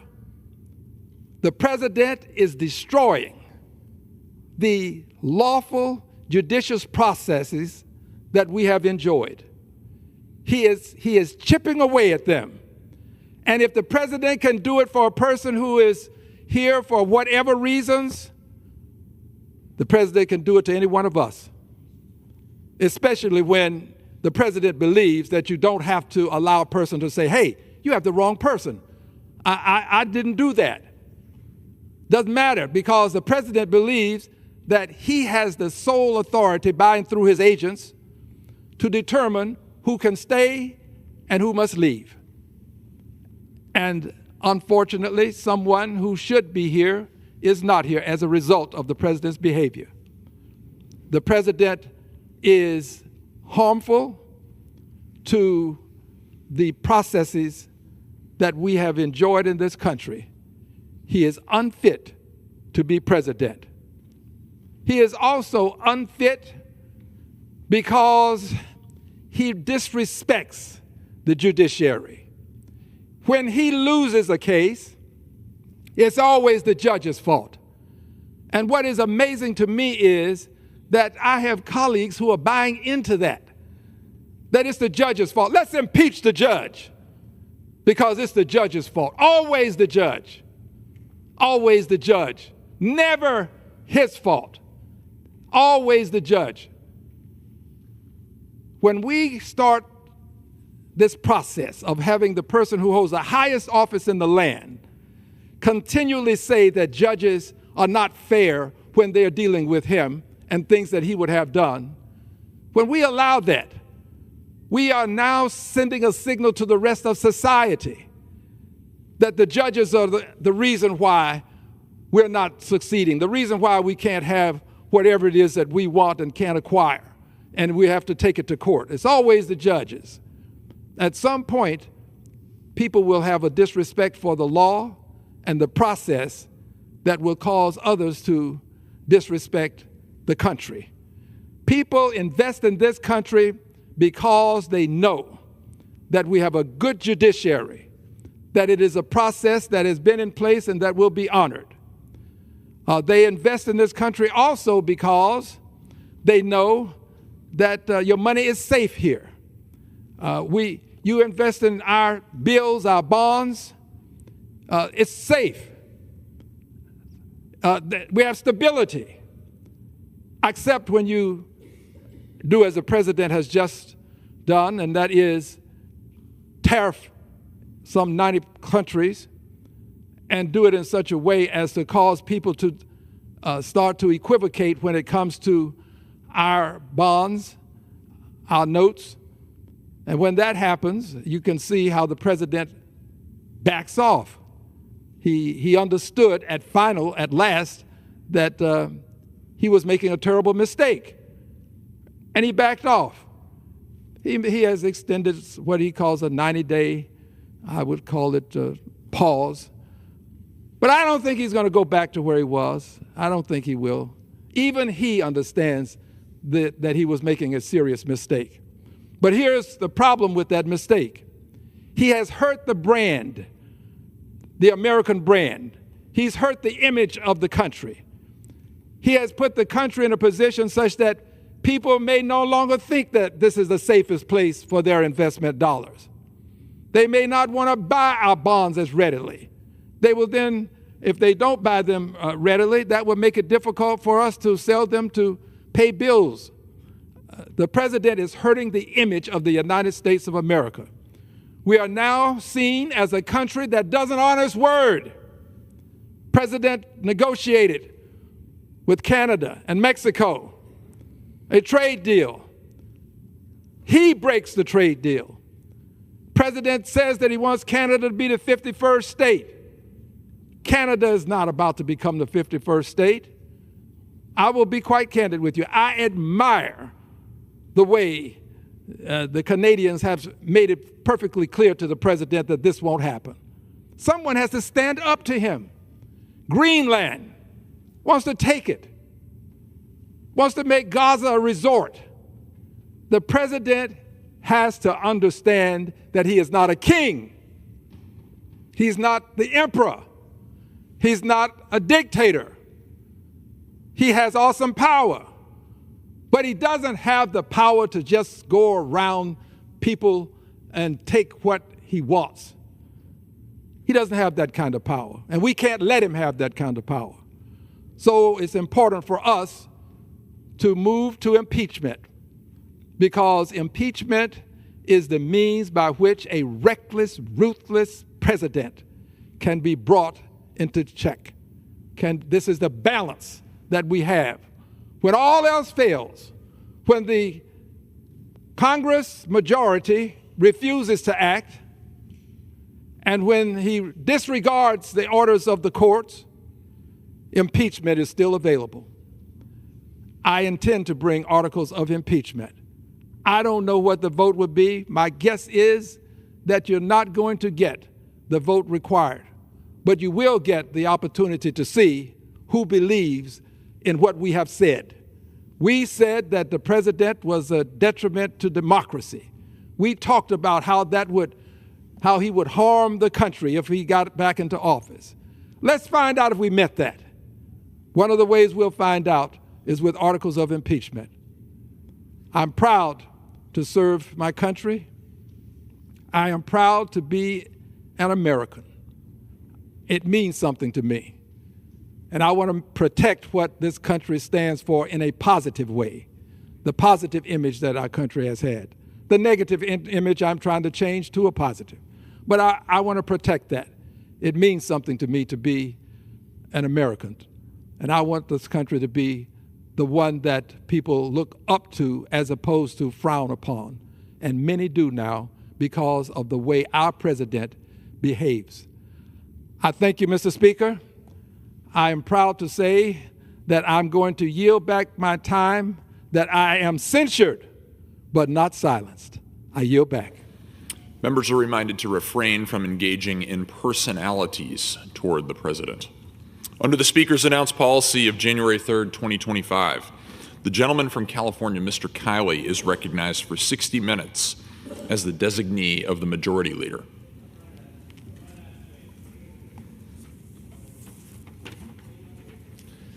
Mr. Speaker, I rise today to highlight 10 ways in which the state of California is currently under federal investigation. In particular, the Newsom administration under federal investigation. Now, the New York Times recently ran a story on this topic, headlined, "Trump Takes Aim at California." The question was, why is the administration targeting California? They called it a multi-pronged assault on California that has begun in earnest. But that's actually the wrong question, to ask why the administration is targeting California. The appropriate question is, why is California so flagrantly violating federal law in so many different ways? In the article, the junior senator in our state, Adam Schiff, is quoted as saying that the president has a, quote, partisan vendetta against California. Senator Schiff says that he is continuing to weaponize the federal government against California. Of course, that's not it at all. Protecting the civil rights of Californians is not weaponizing the federal government. It's what the federal government is supposed to do, what it's required to do under established law. You see, what Senator Schiff and others are so upset about is that they're used to one-party rule in California being absolutely unchecked. They are used to radicalism having absolutely no counterweight. They're used to our governor, Gavin Newsom, whose only motivation is his own political self-promotion, having a supermajority legislator and other statewide elected officials that simply go along with whatever he says or does, regardless of how much damage it does to our state and regardless of how clearly it violates federal law. So when the Times asked my opinion for this article, what I said was that extreme policies and unchecked one-party rule have lowered the quality of life across our state. All Californians will benefit from greater accountability. We need balance and common sense. So I wanted to discuss today the 10 ways in which federal investigations are restoring that sense of balance and common sense and assuring compliance with the law. Number one is on the issue of men in women's sports, where the state has continued to be defiant. Recently, the U.S. Department of Education's Office for Civil Rights announced a directed investigation into the California Interscholastic Federation because of its refusal to follow anti-discrimination laws related to girls and women's sports. This includes the possibility of allowing male athletes to compete in women's sports and use women's intimate facilities. Governor Newsom has received as well a letter from U.S. Education Secretary Linda McMahon warning the governor that California could lose federal funds if the state continues to allowing transgender athletes to play in girls and women's sports. As Secretary of Education, Secretary McMahon wrote, "I am officially asking you to inform the department whether you will remind schools in California to comply with federal law by protecting sex-segregated spaces and activities." She also wrote, "Allowing participation in sex-separated activities based on gender identity places schools at risk of Title IX violations and loss of federal funding." She says, "As governor, you have a duty to inform California school districts of this risk."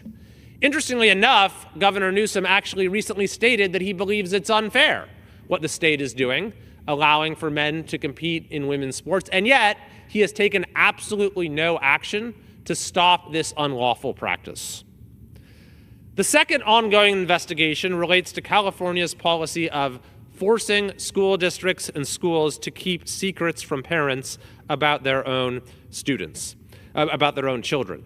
The U.S. Department of Education's Student Privacy Policy Office has launched an investigation into the California Department of Education for alleged violations of the Family Educational Rights Privacy Act, known as FERPA, which gives parents the right to access their children's educational data. The California Department of Education, it is alleged, has abdicated the responsibilities FERPA imposes because of a new California state law that prohibits school personnel from disclosing a child's gender identity to that child's parents. So what happened in California is you have a number of school districts that have said that we're simply going to hide this information from parents. We're not going to tell parents if their child changes their name or changes their pronouns or anything like that. You then had some other districts that said, well, this is not right. We actually want to make sure that we're being open and transparent with parents. So they passed their own policies saying, no, our policy is that we believe that parents have a right to know this. What the state then did is started suing these districts, trying to get legal judgments against them, saying you are required under law to lie to parents about their children. Fortunately, those lawsuits are being rejected, but the state legislature then followed up with a statewide law saying that it is now the policy of the state that you are not allowed to communicate this information with parents, that school districts are not allowed to have any policy that allows them to communicate this information with parents. So think about the absurdity of this. In California, you have teachers are forced to use one name and one set of pronouns with a student in class. Then their parents come in for a conference and they're supposed to switch names and switch pronouns and doctor their assignments and the names written on them, which has actually been done in documented cases in California. Thankfully, this federal law is on the books, protecting the privacy right of students and the right of parents to know this information, and the Department of Education has launched a federal investigation accordingly. The third ongoing investigation relates to the issue of racial discrimination in California higher education. The Department of Justice, under Attorney General Bondi, is investigating several California universities to assess compliance with the 2023 U.S. Supreme Court ruling that ended affirmative action in college admissions. Now, this is notable because not only is this now the supreme law of the land per the recent Supreme Court decision, is that you have to have equal access, but it's also the overwhelmingly expressed will of California voters. Just a few years ago, in 2020, the supermajority legislature tried to repeal an existing state constitutional provision that forbade racial discrimination in college admissions. So they put it directly on the ballot by a supermajority. They passed a measure to put it on the ballot, but the people of California said no. Despite the campaign for this initiative having a massive, I think, 10-to-1 spending advantage, the people of California voted 57% to 43% to say, no, we want to continue to have equality under law be the policy of our state. So this investigation by Attorney General Bondi is not only about assuring compliance with federal law, but is also going to protect the clearly expressed will of the people of California. The fourth investigation relates to the crisis of anti-Semitism at our universities. The Federal Task Force to Combat Anti-Semitism has announced that the Department of Justice has opened a civil pattern of practice investigation into the University of California under Title VII of the Civil Rights Act of 1964. The investigation will assess whether the UC has engaged in a pattern or practice of discrimination based on race, religion, and national origin against its professors, staff, and other employees by allowing an anti-Semitic hostile work environment to exist on its campuses. Attorney General Bondi said, quote, "The Department of Justice will always defend Jewish Americans, protect civil rights, and leverage our resources to eradicate institutional anti-Semitism in our nation's universities." We've seen over the last year and a half or so absolutely abhorrent, outright anti-Semitism at many universities throughout the country, including at California universities, which our Committee on Education and the Workforce did a lot of work to expose through a number of hearings. And while there have been some positive reforms that have occurred on some campuses, there are still many ongoing, very severe problems with these issues being aided and abetted in a lot of cases by university faculty and administrations. So this is an investigation into the full gamut of that activity. And then there's a related set of investigations that are looking at the extent to which students who are here on an international students are actually working to advance not only anti-Semitic, but pro-Hamas type activity. We saw, related to all of these anti-Semitic incidents on university campuses, illegal activity as well, with illegal encampments that violate the law, violate university policies, violate the civil rights of other students. We saw buildings being taken over, and we have seen connections between these activities and the agenda of Hamas and Hamas-affiliated groups. So recently, the Department of, the administration has revoked about 100 student visas at universities across California, including the University of California at Berkeley, which is part of a broader assessment of individuals who are involved in activities deemed contrary to U.S. interests. Now, this is actually a pretty small number, 100 out of 140,000 international students that are in California, but we do know that there are people who are here who are not from this country who have participated in these illegal activities, because as the president's order cites, federal law bars non-citizens from being in the U.S. if they support terrorism. And so any connection with pro-Hamas activity falls under the purview of those statutes. Indeed, the executive order from the White House quotes the president as saying that his intention is to deport Hamas sympathizers and revoke student visas.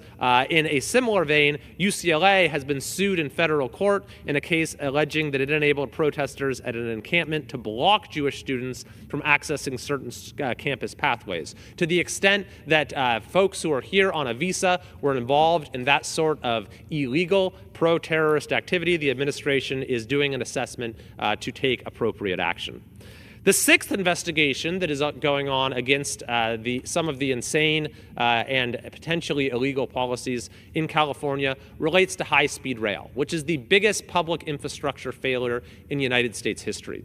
I was at the train station in LA, Union Station, a couple weeks ago, where we were with Transportation Secretary Sean Duffy announcing this investigation specifically into the federal money that has gone into high-speed rail. The review that we launched on that day will help determine whether roughly $4 billion in taxpayer money should remain committed to the proposed project to build high-speed rail in the California Central Valley between Merced and Bakersfield. I have also requested an investigation by the FBI into how exactly it is that California has so far spent some $17 billion on this project, which was approved in 2008, so we're talking over 15 years, and has yet to lay any track. At this point, even the New York Times has said the project isn't going to be completed this century at the current pace. The overall cost has ballooned to over $130 billion. That's more than $100 billion more than it was supposed to be. The whole thing was supposed to be completed by now, per the initial projections, but now at this point, even the first segment from Bakersfield to Merced, a very modest segment, they're saying isn't even going to be completed by 2033. And indeed, just last week, there was a report from the nonpartisan legislative analysts that there's another $9 billion funding gap, and they're continuing to rely on federal funding. So this is an investigation that is ongoing, and I fully expect it will result in those funds being clawed back and hopefully then used on infrastructure projects in California that will actually serve to move people and goods, will create jobs that have positive economic value, and will actually be helpful in improving the quality of life for folks in our state. The seventh ongoing investigation relates to California's cap and trade program.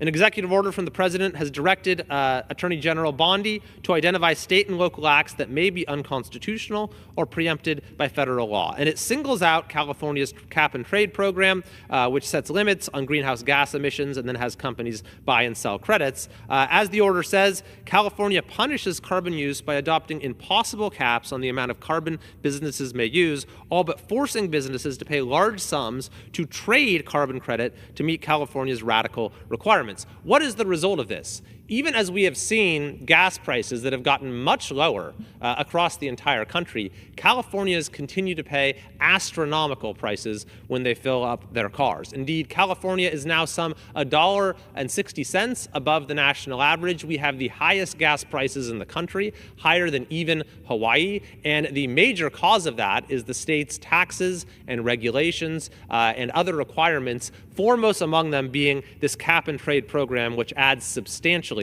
to the price of each gallon of gas. The eighth ongoing investigation relates to the homelessness crisis in California. California is the national leader in homelessness. It is not even close. We have roughly half the unsheltered homeless in the entire country, despite spending absolutely staggering amounts of money. Indeed, over the course of the last 5 years, we have seen $24 billion spent on homelessness, and homelessness has continued to go up significantly. A recent audit actually found that the state has lost track of the money and can't even tell you where it went or what outcomes it has produced. But now the new United States Attorney for the Central District of California, Bill Asaley, has announced the formation of the Homelessness, Fraud, and Corruption Task Force, which will investigate fraud, waste, abuse, and corruption involving funds allocated towards the eradication of homelessness within the 7-county jurisdiction of the Central District of California. The task force will be comprised of federal prosecutors from the Major Fraud Section, the Public Corruption and Civil Rights Section, and the Civil Division Civil Fraud Section of the U.S. Attorney's Office. And it'll specifically look into what's going on in Los Angeles, where recently a court-ordered audit found that homelessness services provided by the city and county were, quote, disjointed and contained poor quality and integration. And there's a lot of federal money at stake at issue here, by the way. During COVID, the federal government sent $100 million in emergency aid to LA County to address homelessness. And last month, the U.S. Department of Housing and Urban Development awarded more than $200 million to address homelessness in LA. So now there is a federal investigation ongoing, led by the U.S. Attorney's Office, into exactly what has happened to all of this money. The ninth ongoing investigation relates to concealed carry. As part of a broader review of restrictive firearms-related laws in California and other states, the Department of Justice's Civil Rights Division has announced an investigation into the LA County Sheriff's Department to determine whether it is engaging in a pattern or practice of depriving ordinary law-abiding Californians of their Second Amendment rights. The release from the Attorney General's office notes that a recent federal court decision found that the law and facts were clearly in favor of 2 private plaintiffs who challenged the lengthy 18-month delays that the LA County Sheriff's Department had imposed when processing their concealed handgun license applications, and that the Civil Rights Division has reason to believe that those 2 plaintiffs are not the only ones in this county of some 8 million people experiencing long delays that are unduly burdening or effectively denying the Second Amendment rights of the people of Los Angeles. The release from the Attorney General goes on to note the ways in which the Second Amendment rights of Californians have been unduly burdened in countless ways. They call California a particularly egregious offender. In response to recent Supreme Court case law, California enacted new legislation to further restrict the ability of ordinary, law-abiding Californians to keep and bear arms. And many California localities appear to be imposing additional burdens beyond those required by California state law, including by subjecting ordinary, law-abiding Californians to expensive fees and lengthy wait times associated with applications for concealed handgun licenses. So now there will be some counterweight to these measures which are restricting the rights of Californians. In fact, there was even a recent proposal in the legislature that went to the very core of the Second Amendment that would have said that you're no longer allowed to defend yourself against an intruder who breaks into your own home. Luckily, that bill was defeated, but it just shows you how far California has gone from what is protected by the Constitution. And finally, of course, there is ongoing federal action, and this being the 10th federal action related to California when it comes to sanctuary jurisdictions. The Attorney General and the Secretary of Homeland Security, pursuant to an executive order from the President, are looking to the maximum extent possible under federal law. They're evaluating and undertaking any lawful actions to ensure that so-called sanctuary jurisdictions, which seek to interfere with the lawful exercise of federal law enforcement operations, do not receive access to federal funds. Further, the Attorney General and the Secretary of Homeland Security, per the terms of the order, are evaluating and undertaking any other lawful actions, criminal or civil, that they deem warranted based on any such jurisdictions' practices that interfere with the enforcement of federal law. When it comes to sanctuary policies, California has been the very worst offender in the country. The state has a sanctuary state policy that was passed in 2017 and is responsible for many, many tragedies that have been documented throughout our state. And then you even have jurisdictions like Los Angeles and San Diego and San Francisco that were already sanctuary jurisdictions on top of being within a sanctuary state, but are now even going further, one of them even passing what they're calling a super sanctuary jurisdiction ordinance. We have, those of us who represent districts in California that are not sanctuary jurisdictions have also asked the administration to be sure to recognize those counties and jurisdictions that are in good faith trying to comply with federal law, very much unlike jurisdictions like Los Angeles, San Diego, and San Francisco. So these are 10 ways in which we see finally something of a check on the runaway lawlessness of the Newsom administration and a number of jurisdictions in California. And in Congress, we are very much a partner in those efforts. Indeed, I'm working on a number of measures here in Congress, in the House of Representatives, that are seeking to push back on the radical, harmful policies of the Newsom administration. For example, we recently introduced legislation to overturn Newsom's ban on gas-powered vehicles. I've introduced legislation called the No Medi-Cal for Illegal Immigrants Act, which will seek to preserve Medi-Cal benefits for American citizens at a time when the policy of expanding those benefits to everyone in the state illegally is literally bankrupting the system. And in addition to Secretary Duffy's investigation into high-speed rail's staggering failures, I've introduced legislation to assure that the high-speed rail project will be ineligible for any federal funding going forward. California has a long way to go towards restoring sanity, but these actions are very important steps, and I look forward to following these investigations as they protect the civil rights of Californians and protect our citizens against truly radical and failed policies.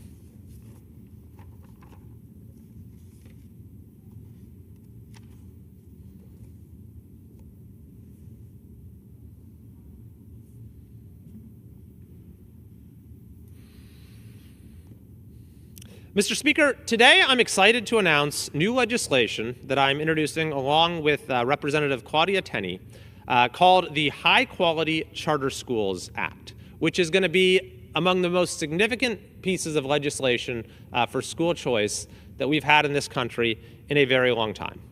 What it will do is create a new tax credit for charitable contributions to nonprofit charter school organizations. Specifically, it'll establish a 75% federal tax credit for qualified charitable contributions made to nonprofit charter school organizations with a proven record of success, incentivizing donations to support the development of more high-quality charter schools. This could be truly significant, allowing perhaps millions of more kids in this country to gain access to charter schools. Because the reality that we see right now is that you have very successful charter schools that get tremendous results for students. For example, Success Academy in New York, which is the #1 school system in the entire state. But there are a limited number of seats, and it costs a lot of money to start a new school. And a lot of times, especially in states like California or New York, you are disadvantaged under state law. You have politicians like Gavin Newsom or the supermajority in California that do everything possible to try to stop you from helping your students succeed. So there are all of these obstacles that exist often under state law, as well as the inherent obstacles that exist to starting up an enterprise as complicated and complex as a school. And the federal charter school grant program has actually been critical to helping a number of charter schools start. What this legislation seeks to do is to help those that have proven to be successful to expand, to replicate their model. Because the ones that are really successful often have very long waiting lists. You can have thousands of kids on the waiting list for a school. And by the way, charter schools are required to then conduct lotteries. They can't show any sort of favoritism in their admissions or anything like that. They have to be open to all. So you have a lottery, and if you don't win the lottery, unfortunately, then you can't go to the school. And you might, if your local neighborhood school is not a good one, then your child it misses out on the opportunity to go to a high-quality school, has to end up going to a low-quality school. So the best way, probably the most effective effective way to expand educational opportunity and excellence in America today is to facilitate the expansion and replication of charter schools that have proven to be successful. That is precisely what this legislation does, and I'm hopeful that we'll get it passed into law, perhaps even as part of the reconciliation process, as a way to start to turn around this sharp decline in education outcomes that unfortunately is posing such a risk to our country's future. I look forward to hopefully getting bipartisan support and seeing it passed into law and seeing what it will do for so many kids across this country.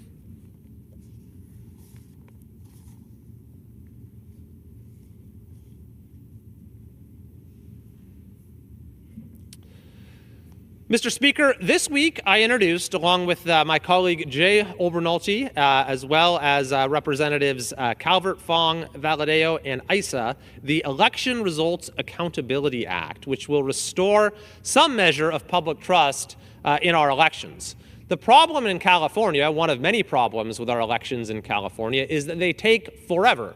Not only do voters have about a month to cast their votes, it then takes about a month to actually count the votes, with updates being made periodically throughout this what's called month-long canvassing period. And you see results that flip. Someone's ahead on election night, but then somehow 3 weeks later, they're behind. Or if you're in a tight race, you're just living and dying with each update. Am I going to be the next city council or school board member, or whatever the case may be? It limits your ability to plan because you don't know if you're going to be coming into office, or you need to find some other job, or you're planning to run again, whatever the case may be. The voters don't know who's going to be their representative when they should. And so, and it also just fosters a sense of distrust in the process, and it's frankly embarrassing to our state. When you have every other state manages to get its act together, to most of them can give you the results on election night. That's kind of the way it's supposed to work. You go to the voting booth, you cast your vote, you find out who won that night. You don't find out a month later and have it changed several times in the process. So this is beyond embarrassing for California, and it's time we brought some accountability. So we've introduced this legislation, the Election Results Accountability Act, which will require all states to count and publicly report no less than 90% of ballots cast in federal election within 72 hours of polls closing. Additionally, it mandates that states complete the ballot count and certify the final results within 2 weeks of Election Day. These are not onerous requirements. 90% of the votes within 3 days need to be counted, and we need to have the results within 2 weeks. It's more than, our state should be more than capable of complying with this. And by the way, even though we're requiring it in federal elections, that likely will mean we'll get the results up and down the ballot as well. This, along with measures that we passed today, to the SAVE Act to require proof of citizenship in order to vote, as well as an initiative that I think is likely to be presented to California voters in the near future to require voter ID, will go a long way towards ensuring election security, election integrity, and the sense of democratic legitimacy on which our state and country's political identity depends.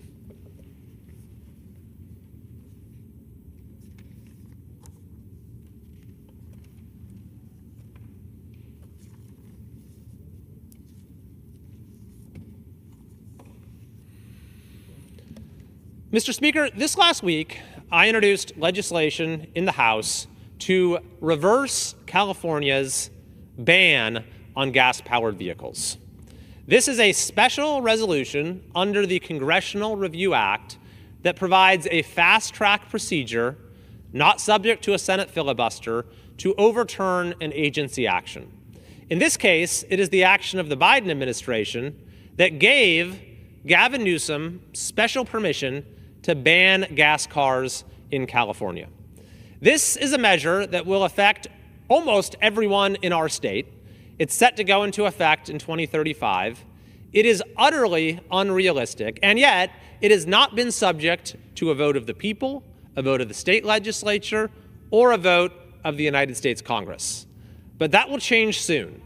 This measure, I believe, will pass, hopefully with bipartisan support, and will restore the ability of Californians to select the vehicle of their choice. It will also prevent massive increases in costs for Californians who are already burdened with the highest cost of living, the highest gas prices, the highest energy prices, and much more of any state in the country. I think this is a pretty common sense measure. Unfortunately, California has dragged a lot of other states along with it, with this measure, so it's truly an issue of national concern as well. And so I look forward to seeing this passed, to reversing the Biden administration's waiver under the Clean Air Act for California, and I think this will go a long way towards us restoring some sanity to our state.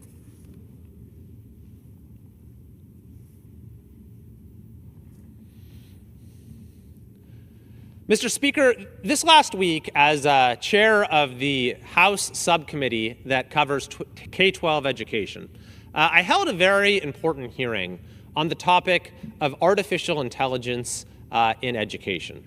Now, we are in the midst of a truly unprecedented period in which AI is advancing at a mind-boggling rate in terms of its capabilities. And there's truly no end to this progress in sight.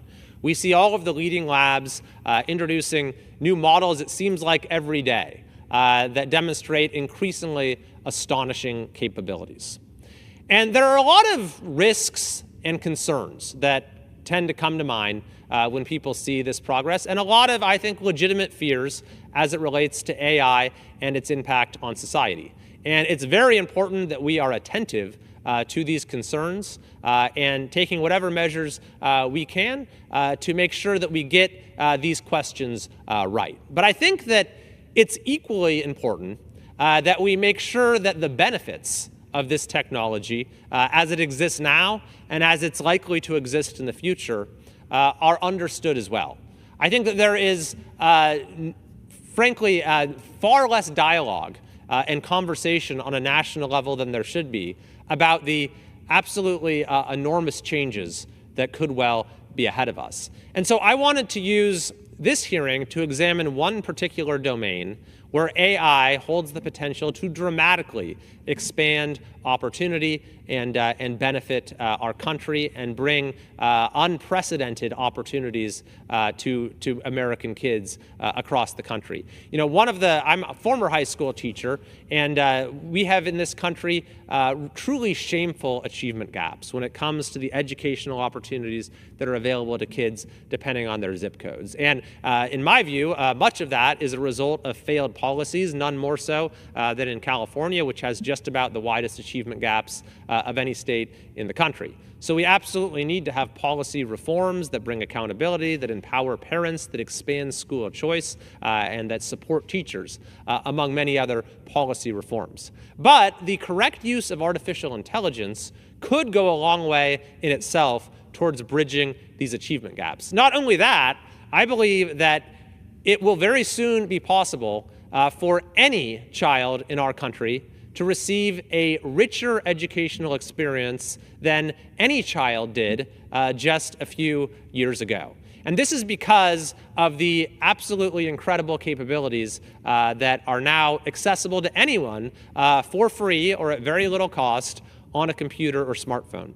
And we saw during our hearing examples of how these possibilities are already being realized in many classrooms across America, where you could have, for example, a personalized tutor who knows just about everything there is to know, who knows everything about your own strengths and weaknesses, your own interests, and who engages with you directly to learn any topic. Now, this is no small matter because studies show that having access to a high-quality tutor is one of the most important interventions that improves educational outcomes by a significant degree, potentially moving you, a half standard deviation or so, or giving you more than a year's worth of additional learning in any given year if you have access to a high-quality tutor. Well, with AI tools, any child will have that access at a level that has never been known before, in a more personalized way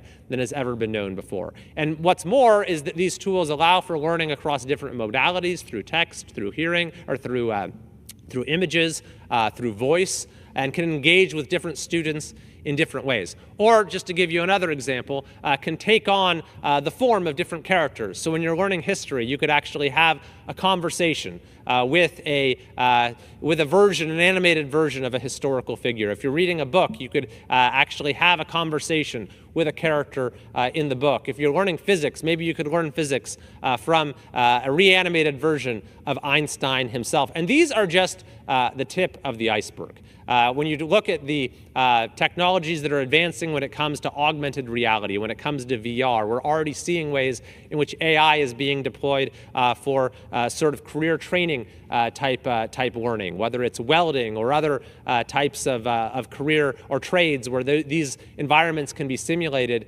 in very realistic ways to help students learn regardless of whether they go to a school where you can get hundreds of thousands of dollars worth of expensive machinery. So I think that we are still just scratching the surface of what is possible here.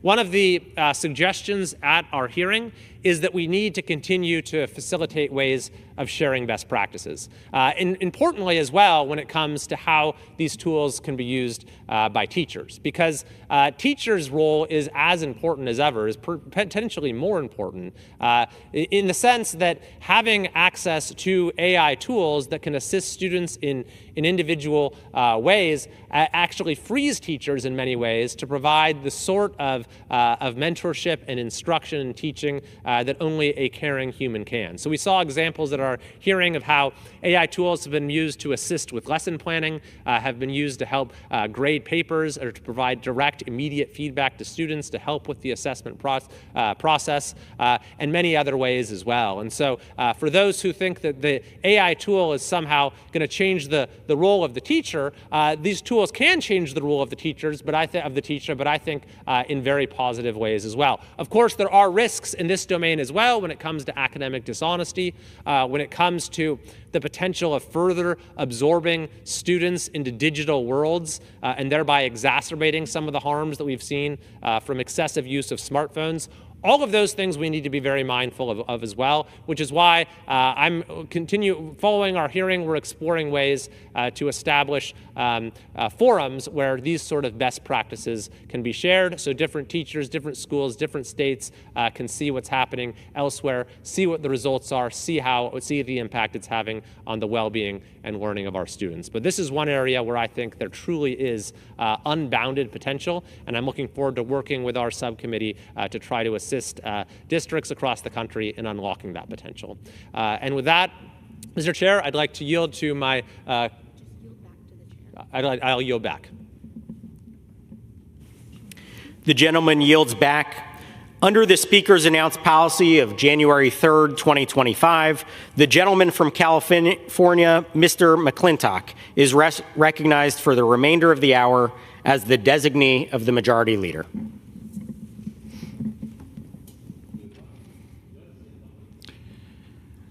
Mr. Speaker, I rise today to mourn the passing of Bob Phelan of Modesto, a valued and beloved member of my congressional staff for these past 3 years. His was a remarkable life and one that should inspire every American to realize the opportunities that freedom provides. When Bob's father died, he was forced to drop out of high school to work odd jobs to support their family. For nearly 10 years, he worked as a crab cracker at Aliotto's restaurant on Fisherman's Wharf in San Francisco. Searching for a better life, he came to Modesto, where his outgoing personality made him an ideal salesman and a manager for such well-known companies as Keebler Cookies and Earl Scheib. There in Modesto, he met his wife of 31 years, Alta, and raised their family. When his son joined the Navy in the Gulf War, Bob's attention turned to politics. He became a devotee of Rush Limbaugh and began working for local candidates. He ended up starting his own political consulting firm. Ultimately, he served as a trusted advisor to state assemblyman and then state senator and also a county supervisor, Tom Berryhill, for nearly 15 years. When reapportionment brought my district into Stanislaus County, I was fortunate to bring him into my congressional office, where he served ably as my district representative. His work ethic, his love for people, his sunny disposition, and his simple decency made him an exemplary figure in our community. He was always a picture of fitness and health until he was diagnosed last year with cancer. But he never let that slow him down, and until the very end, he continued to attend to his duties. He was an exemplary father, husband, grandfather, citizen, and human being, the kind of person who holds a community together even through trying times, and he will be particularly missed in these. Mr. Speaker, it was a great loss for our community, a great loss for our office, but most of all, a great loss for his family, and we mourn his passing today.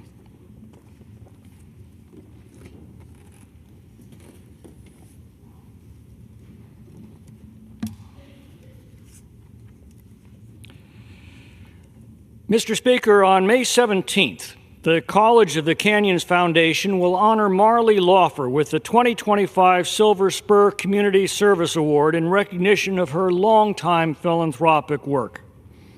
I first met Marley as a high school student leader in Tustin, and she was my first and only choice as Chief of Staff when I was elected to the California State Assembly in 1982.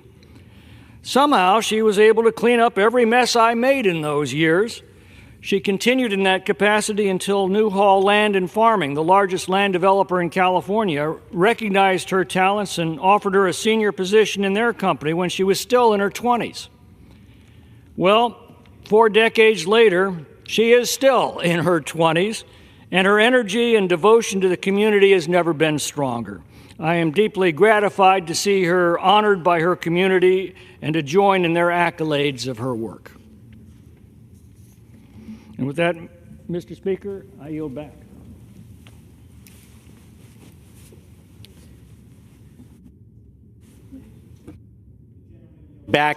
Under the Speaker's announced policy of January 3rd, 2025, the Chair recognizes the gentlewoman from Ohio, Ms. Kaptur, for 30 minutes.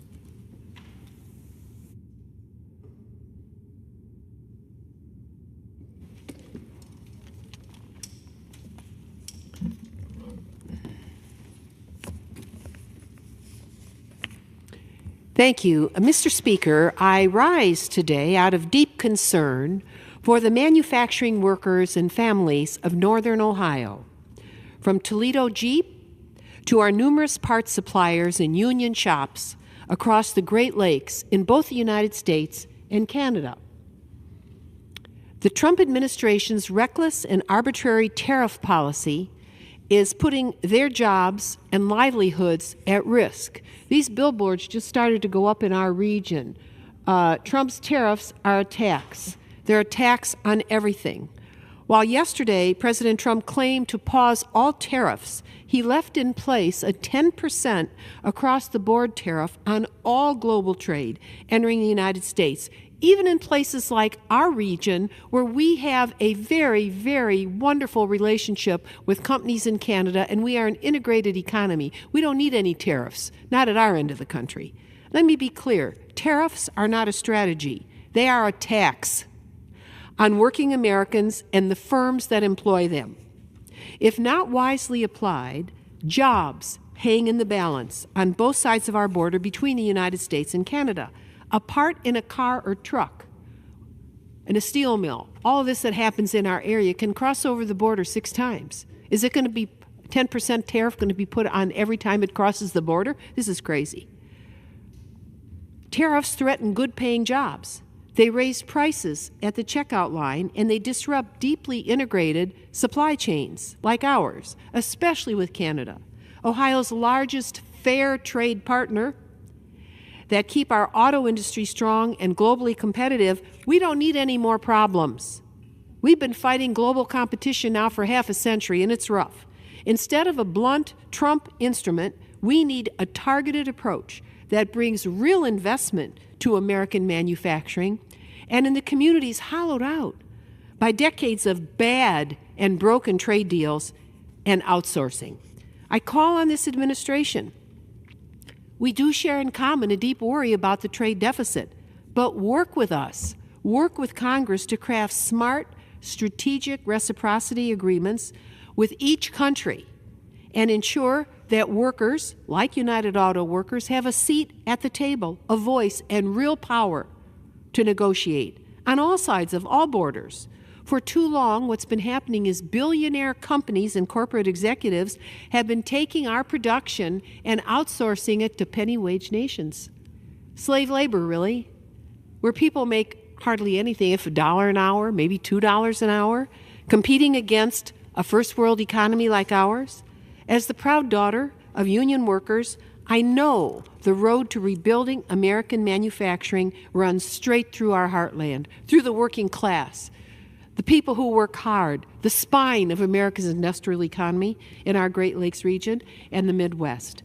America's enemies around the world today are applauding at the self-inflicted tariff chaos that has been exacted on our people. They're also plotting as they watch the U.S. stock market plummet and then, bounce back a little bit and then go down again, endangering and impacting markets around the globe. Reckless and cavalier economic policy could lead us into a Trump recession.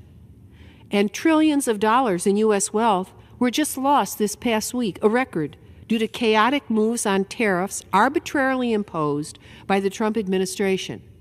This week, the hole was being dug deeper as markets continued to free fall. There was a partial rollback, and where will the roller coaster head next week? Nobody really knows. None of the tariffs that the President has proposed and implemented have ever had a single vote in this Congress.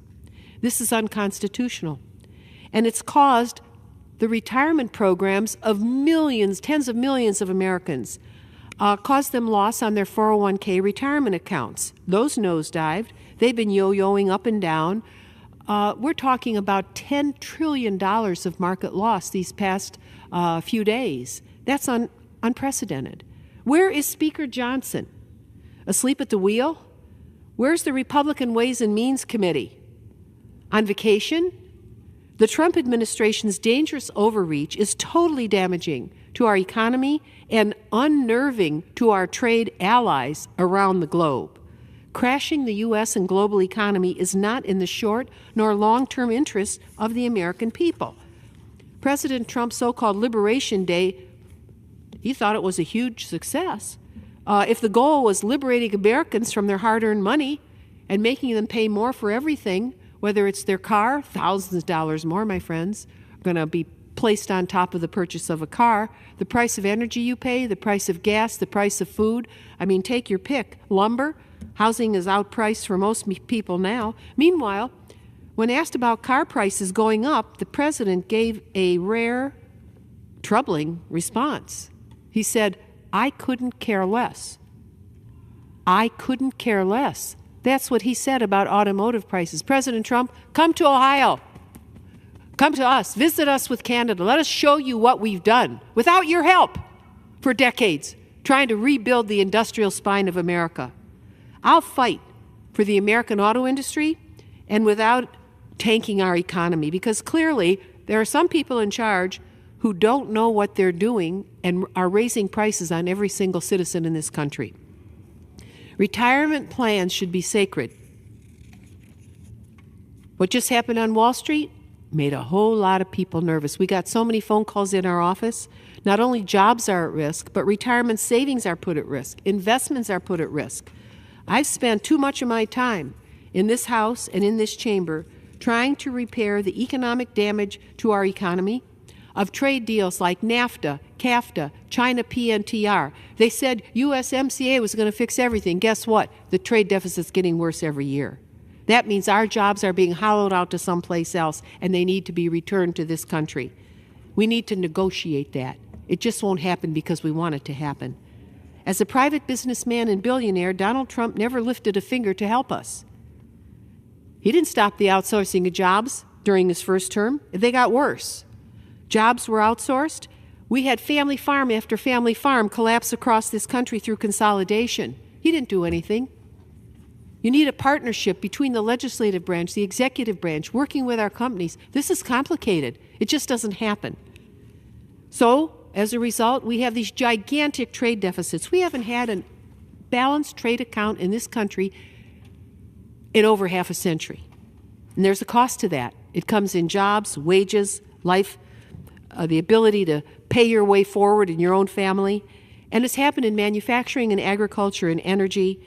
And there must be reforms in trade policy. We all agree on that. It's not a question of whether, but of how. Huge trade deficits translate into growing U.S. debt. We hear a lot on the other side of the aisle about the debt. Well, you'd have a lot more economic strength if you hadn't outsourced so many jobs. And with Canada, our largest fair trade partner, the books look pretty good. The Great Lakes folks get along on both sides of the border. So why disrupt something that is working? That is absolutely insane. Tariffs can be a tool to create jobs and wealth as well as bring back jobs to our country, and we ought to head in that direction. But the president's efforts seem to be adding more trade deficits, not balancing our trade accounts. But America can't import its way to jobs and wealth. It must export products. We must grow things and make things here and export them. Thus, fair trade with nations that play by the fair trade rules must be our objective. Let's start there. Let's work with our friends and then open up other markets and retool other markets where that isn't working in our interest. You can't just do it with a broad brush stroke. Working with Canada is very different than working with China, believe me. At the same time, we must be carefully assured that we grow jobs here through our trade policies and prevent price gouging by adversaries that benefit from protection in the marketplace. Here's what China does. It manufactures 4 times as much steel as the world consumes, and then it strategically dumps to wipe out production. Come with me to Lorain, Ohio. It's deeply in my heart. I represented it for 10 years until they gerrymandered our state again and took it away. What happened to the workers in Lorain, Ohio, should happen to no worker in this country. They deserve better for the hard work they do. So let's stop the chaos of trade wars, arbitrary pauses, crazy tariffs and threats. The American people sent us here for solutions. They don't need more tariffs that are really taxes on their cost of living. America's trade accounts need balancing. We don't need to keep hemorrhaging, and that'll be the real test. That'll be the real test. The accounts will be the real test at the end of this year, but they're already not looking good. But you don't make it better by killing the patient, the American worker, with higher prices on everything they buy and by jerking away millions of dollars for the cumulative wealth of their retirement accounts. America must achieve free trade among free people, not more tariff chaos.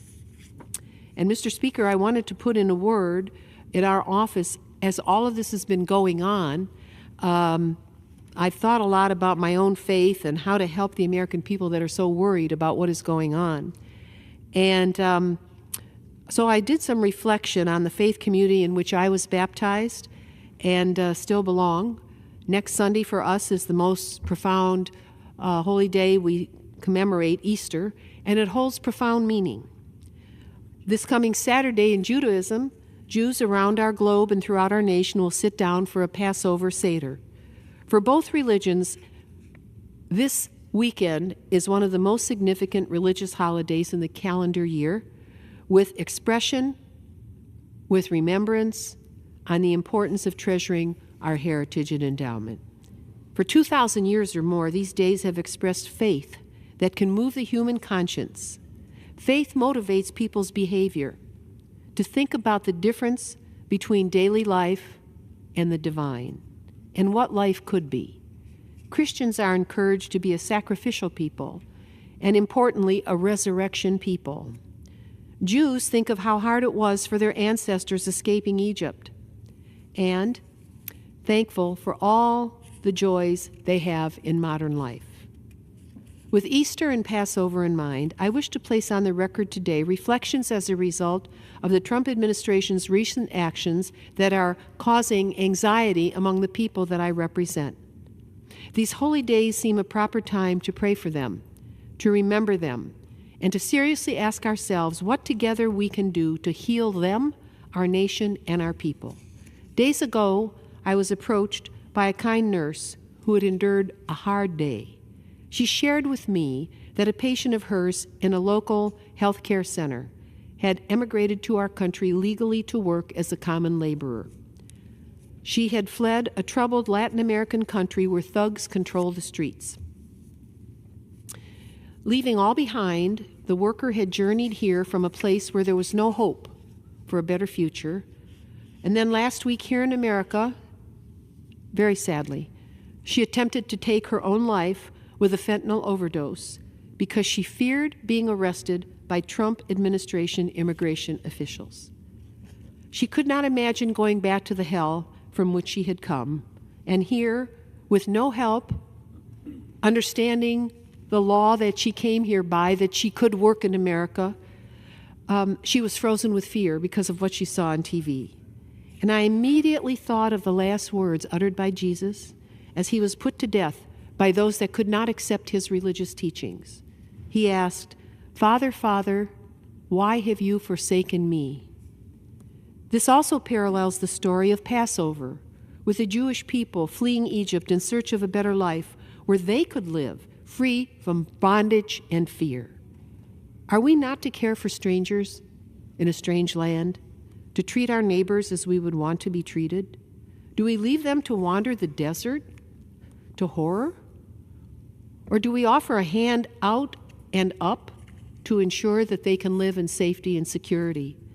I think this is a weekend for examining our own conscience. My office has heard an influx of others fleeing horror, seeking shelter, scared they will be sent back somewhere. Haitians who were here legally and working were scared in Ohio that they would be sent back to the streets of Port-au-Prince that are controlled by warlord gangsters and roving bandits. Who would want to go back to that? And these are people who are working, and every company I know is looking for workers right now. Local churches, synagogues, mosques help to resettle Ukrainians here legally, fleeing war-torn regions in their homeland. Those Ukrainians all received an erroneous email last week. Imagine when your relatives are fighting and dying in another country, and you're here trying to hold your family together in some minimal way, a letter saying they would be able to self-deport before it was claimed to be sent in error. In other words, they sent out the wrong letter, some person in some agency, which even causes more anxiety and fear from families that are already suffering. What kind of a country are we becoming? Then this week, our district staff took a call from a senior citizen who for many years has ordered her prescription drugs from Canada. She receives them by mail because she can't walk. She's deeply worried that with the new 10% Trump tariffs across the board, the price of her medicine will go up beyond her ability to afford it. There's a lot of people in charge of things here in Washington that can't think in front of their own nose. They've never faced these situations. So I asked myself, what would Jesus do? What would the Jewish people who leave the door open and a seat for Elijah, what would they do? Our president has even threatened higher tariffs on all imported medicine. Boy, that's a hard sock to the gut. This isn't something someone who cares about people and their health and well-being would do or should do. So if I were his mother, I would scold him. Our office is receiving numerous inquiries from retirees, working people who worked hard and are deeply concerned about the drop in value of their 401k retirement plans that they worked for. Those just lost enormous value in the financial markets, and as the Trump tariffs traded away the value of their earnings. Meanwhile, the cost of everything keeps rising. Where I live, the price of gas rose 75 cents more a gallon, 75 cents more a gallon than I paid a week before. I've heard from mothers worried their daughters and granddaughters will lose their Medicaid coverage for mental health care and treatment. And God bless every American family that has a child with mental illness or a relative with mental illness. You are saints caring for them. A wife called worried her husband was going through chemo for cancer treatment and he would lose his Medicaid because of the cuts that are being proposed here just 3 years before he becomes Medicare eligible. So if families are denied access to Medicaid without the finances to cover care, what will happen to them? If your family's lucky and you've never had an ill relative, you are lucky, because there are millions of people across this country that are suffering as I deliver these remarks tonight. Walk in their shoes. People on Medicare are about to lose access to telehealth. This is terrible. Many seniors can't walk, folks. I have neighbors. They fell out. One lady, she fell out of her bed. She couldn't get up the floor. She had one of those things on her neck that she pushes, and then the ambulances came from the local fire department. There are a lot of people living at the edge. We have to be concerned about them. We can't cut their benefits. These are just some of the countless stories and fears we hear, and there are hundreds, thousands more reaching out to members of Congress in fear for themselves, their families, their loved ones, and treasured members of their community. America does not live in fear. That isn't why our country was founded. We have been a refuge for our entire history, and we need to continue to be a refuge for those seeking a better life. So who will speak up for these people while they are painted as worthless or not worthy of a place in our country by those who just want to slash and burn and tax and deport and destroy? Jesus' last words were uttered in the Aramaic language, and he breathed his last breath, asking why he had been forsaken. We can ask this for people we know, and we can do something to help. Some of us must ask during Passover and Easter week, who is being forsaken in this wild rush to endow the billionaire class with more vast infusions of money taken out of the hides and hearts of the American people? What would Jesus do? What would Moses do? Why won't we as a country and a people ask ourselves the question of how we can help, not hurt? How can we help and not hurt?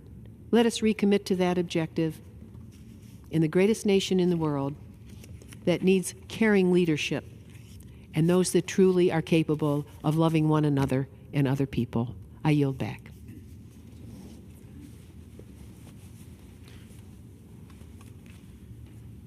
The gentlewoman yields back. The chair announces the Speaker's appointment pursuant to 22 U.S.C. 276H and the order of the House of Representatives on January 3rd, 2025, of the following members on the part of the House to the Mexico-United States Interparliamentary Group. Mr. McCall of Texas, Chair. Mr. Valadeo of California. Mr. Jimenez of Florida, Mr. Ciscomani of Arizona, and Ms. De La Cruz of Texas. The chair will receive a message. Mr. Speaker, messages from the President of the United States. Mr. Speaker. Mr. Secretary. I am directed by the President of the United States to deliver to the House of Representatives messages in writing.